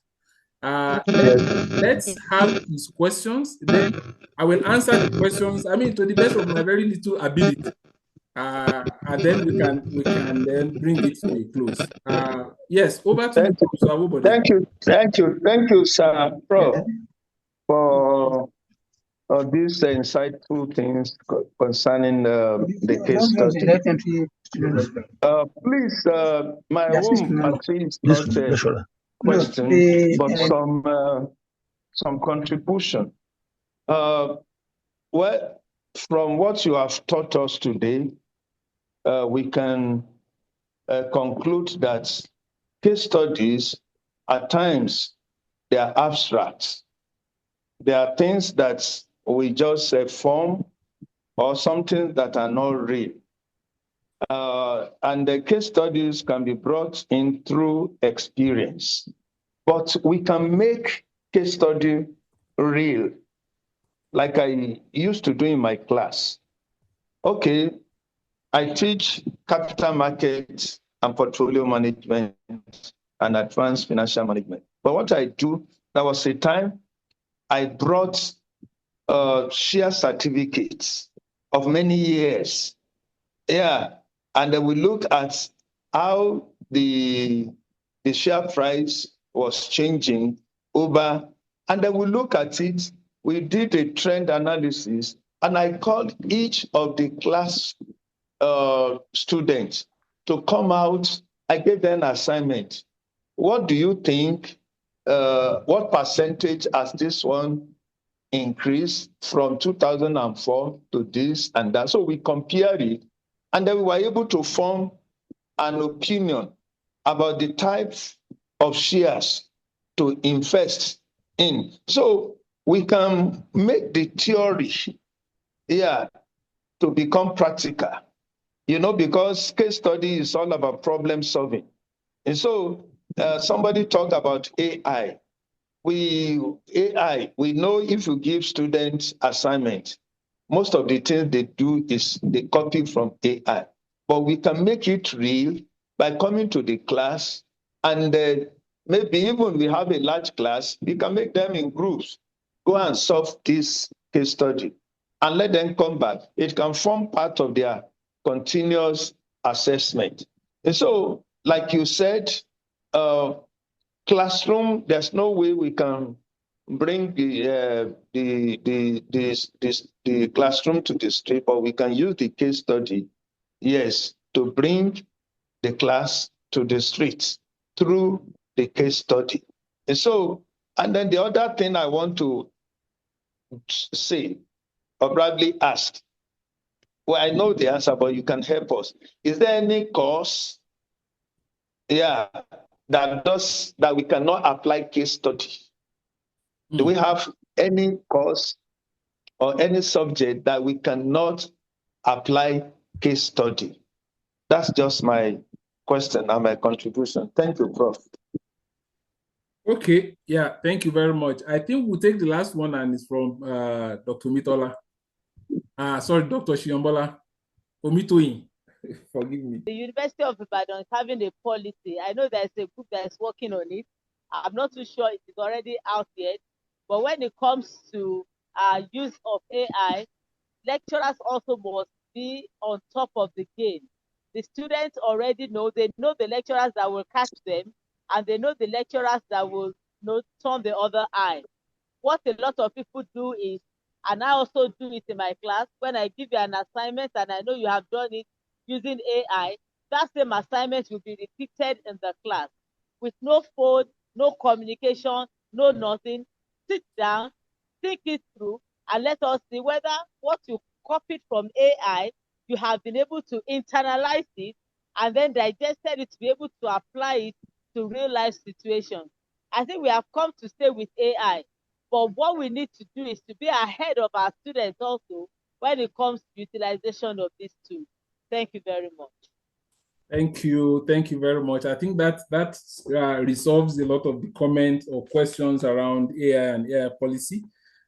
We look forward to UI's AI policy, possibly one of the first in Africa. I'm sure. I'm not saying the first, but it's going to be one of the first in Africa. And you know how that goes. Once UI comes up with a policy, it more or less will become a nationwide, policy. So we look forward to that, and we're hoping that those who are working on the policy will consult widely, and that people will be allowed to also make the input necessary to shape the policy. And it's usually hard work, a lot of work. Okay, so and thank you for that. I wanted to call you the name I used to call you, Yaomi, but I think it's not a good name for a formal setting like this. Yeah, okay. I will try and respond to the questions that were asked. A number of things have been said that I also didn't foresee, I must say. Again, we are dealing with a group of highly intelligent and highly experienced people, so there is always nowhere to hide. So when the first question, when we adapt cases, a case is an intellectual property. Whether this person used 1 minute or 2 minutes to write it, it doesn't matter. I think we should cite, we should say this case was developed by blah, blah, blah. It does not diminish from the quality of the case. It does not diminish from our worth as lecturers. No, it shouldn't. So let's give honor to whom honor is due. And as we are doing that, we're also setting examples for our students that you don't take anybody's intellectual property, brainchild, and use it without the due respect. Some people can actually sue because it's an intellectual property, because of these things. I mean, as simple as they look. Because let's think of the contribution from Professor Obode, for instance. You know that it can take a lot of effort and time to write some cases, analyzing those trends in prices and investments and so on and so forth can take hours. And then writing that into a free, enjoyable prose that does not lose focus can also take time. Test running it, taking feedback and building that back into the case can also take time and energy. So it's a lot of work, and it's good to do it. Yeah, the question of time management, is real. But sometimes we need to there will be trade-off. Earlier on I said we need to ask ourselves whether the case method is the right for this topic. Maybe we should also ask whether the case method is the right one for this period of the semester. So that time that, okay, we need to do marathon lectures and crash because the exam is just 2 days away or 1 week away, or my colleague is taking over next week. If we find ourselves in a situation like that, case method may not be the right method. Something else may need to work, which means we may work towards preventing, finding ourselves in a situation like that by planning elaborately at the beginning of the semester. It may not solve all the problem, but at least it may help to solve. So, and the good thing is we know in UI, when they say 13 weeks of lecture, it is 13 weeks of lecture. You and I know that in some other university, something can happen and they say, okay, everybody round off, we're going home, exam is 2 weeks time or something, and But UI Senate is like, if it is 13 weeks, it's 13 weeks. So that's good. I mean, it's predictable, so we can plan. Yeah, I know we talked about grading. Professor Shopison has intervened about grading, and I must say I acknowledge and I recognize the hard work that go into grading. I mean, when you are teaching, you are talking to 120 people at a time. When you are grading, you are talking to 120 people, not at a time. No, and not one person at a time. One person 4 times because they have answered 4 questions. So is each student you are going to talk to them almost like face-to-face 4 times, then you put their script aside. So I know it's tough. I know it's difficult. But how are people elsewhere handling this? Because now you need to know, we all know, I mean, sorry, I'm not telling you anything new. There is donor discontinuation of funding in universities. And how universities, especially in the UK, are coping is by overloading the classrooms with students. So we now have classes in the UK that used to be 10. You know, people can say any class that is more than 10, you break into 2. No. Classes running into 100, including people in business and accounting. Right. So how are people doing all of this? What are they doing? It may not work for us. It may be unacceptable to us. It may be, no, it may not be consistent with our tradition as a hardcore brick and mortar university. But it's just good to see how people are doing it. There is a growth in the use of online or electronic quiz methods these days. So, yeah, so quiz may take 20%, which means that in the exam, instead of me having to mark 4 questions from every student I'm grading 3. I've converted 1 into a quiz, which I put online. I buy a space in any of those quiz methods. SurveyMonkey now does quiz. Trivia does quiz. Kahoot does quiz. Kahoot is even, yeah, you know, even Google Forms now can be customized to do quiz, you know. Now, as I said, you may say, no, this is unacceptable, because I know we kicked against these things when they were saying we should convert writing courses to quiz as well for distance learning students. It's part of the conversation. Yeah, we said, lie, no way. So you can also say that, but maybe there is a room to just deflect a good part of that pressure into the quiz method, where people will write the quiz at a time, and everybody has to do it. It can be part of the CA, it can be part of something else. I know it's difficult, but then we need to get very creative around this because we have deadlines to meet. We also have our blood pressures to watch, you know. This is just my idea, it's just my suggestion. I have done that before with my students, and I mean, I just say, no, we have to do quiz. Yeah, please. Yeah, not a lot, not 50%, but 20%. And that takes some load away from me. Then, Professor Lokundudu, thank you very much for your suggestions about, yeah, the question of AI answers are also, yeah, serious. What some people are doing is to also make it very, very personal. Yeah, I think Dr. Mitoyin's suggestion is actually perfect. Drop your phone, my friend, put it here, and write this based on your experience as a manager in blah, blah, blah. Your experience, not AI experience. So as I read, I'll be able to smell the authenticity of your answer there. So maybe that is something we can do, but I'm sure the UI policy will also help us. Prof also asked the question about how people are, you know, I don't remember the exact words, but let me say, sometime in November last year, I think, or October, 416 professors came together, led by a professor in Australia, Tanisha Jausi, and they came together and made a global announcement that we are 416. Later, 3 more joined them.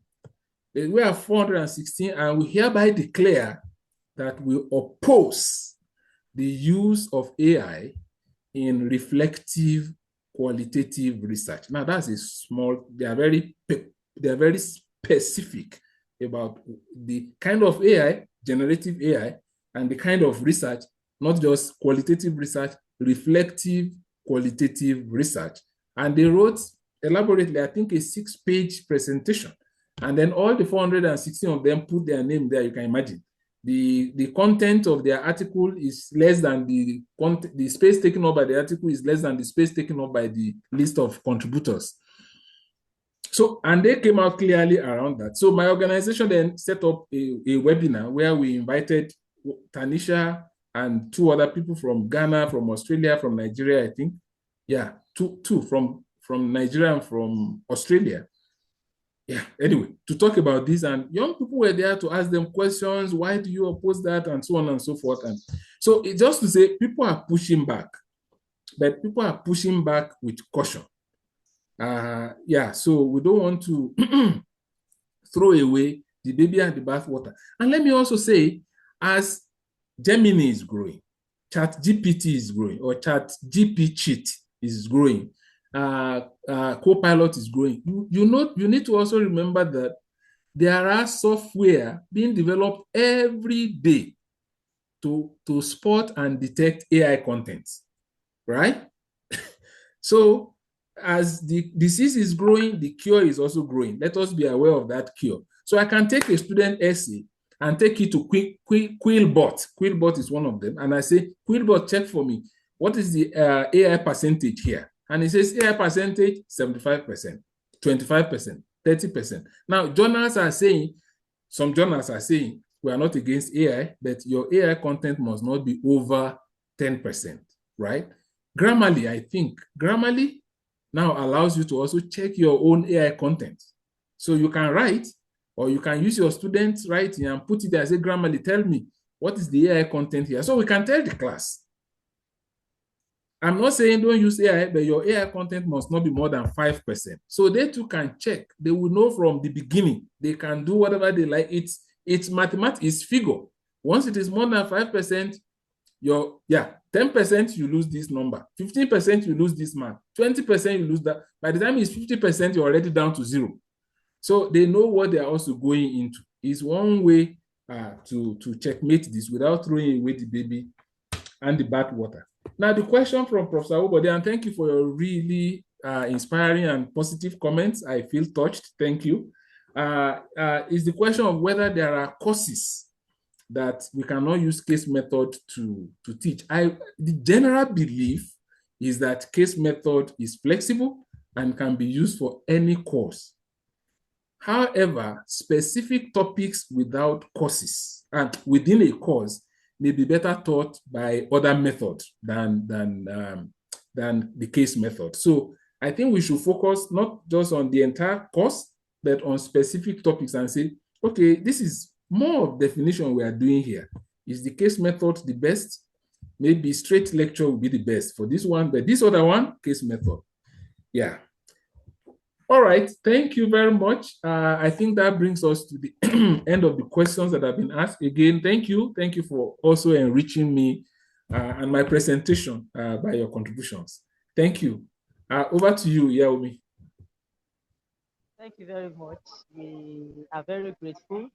We had about almost 40 participants on the platform today, and I want to say this is quite encouraging. Thank you for everybody that has taken time out. We will call you again, sir. This is just the first in the series by the grace of God.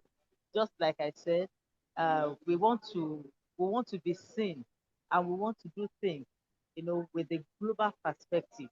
And we also want our students to be competitive, and our facilitators also to be on top of every situation.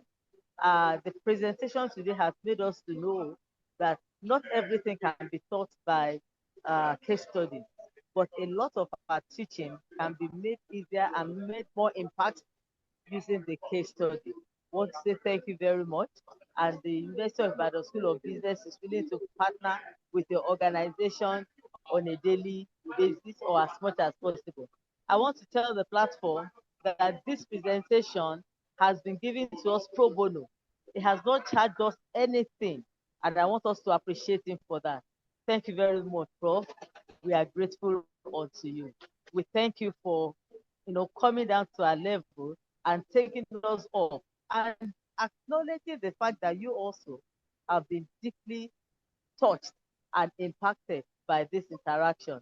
We hope when you are in Nigeria, you give us a long time to let us know when you'll be in Nigeria, so we can hijack you one more time, and then we can have a face-to-face discussion with you. I want to say very big thank you to you, sir. God bless you. And to the participants, I'm sure from some of the comments I've been reading on the platform, a lot of us have picked one or two things. The importance of this discussion is for us to be a better person, even as we start another session. And we want it to reflect in our teaching. We want to reflect in the impact we are making on our students. Thank you very much, sir. On behalf of the University of Ibadan School of Business, Department of Business, Entrepreneurship and Executive Education, we want to say thank you very much, Prof, for this wonderful presentation.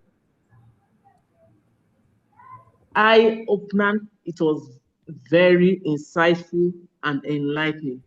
We want to appreciate you very much, and like Dr. Mintoyin said, we will still call on you, sir.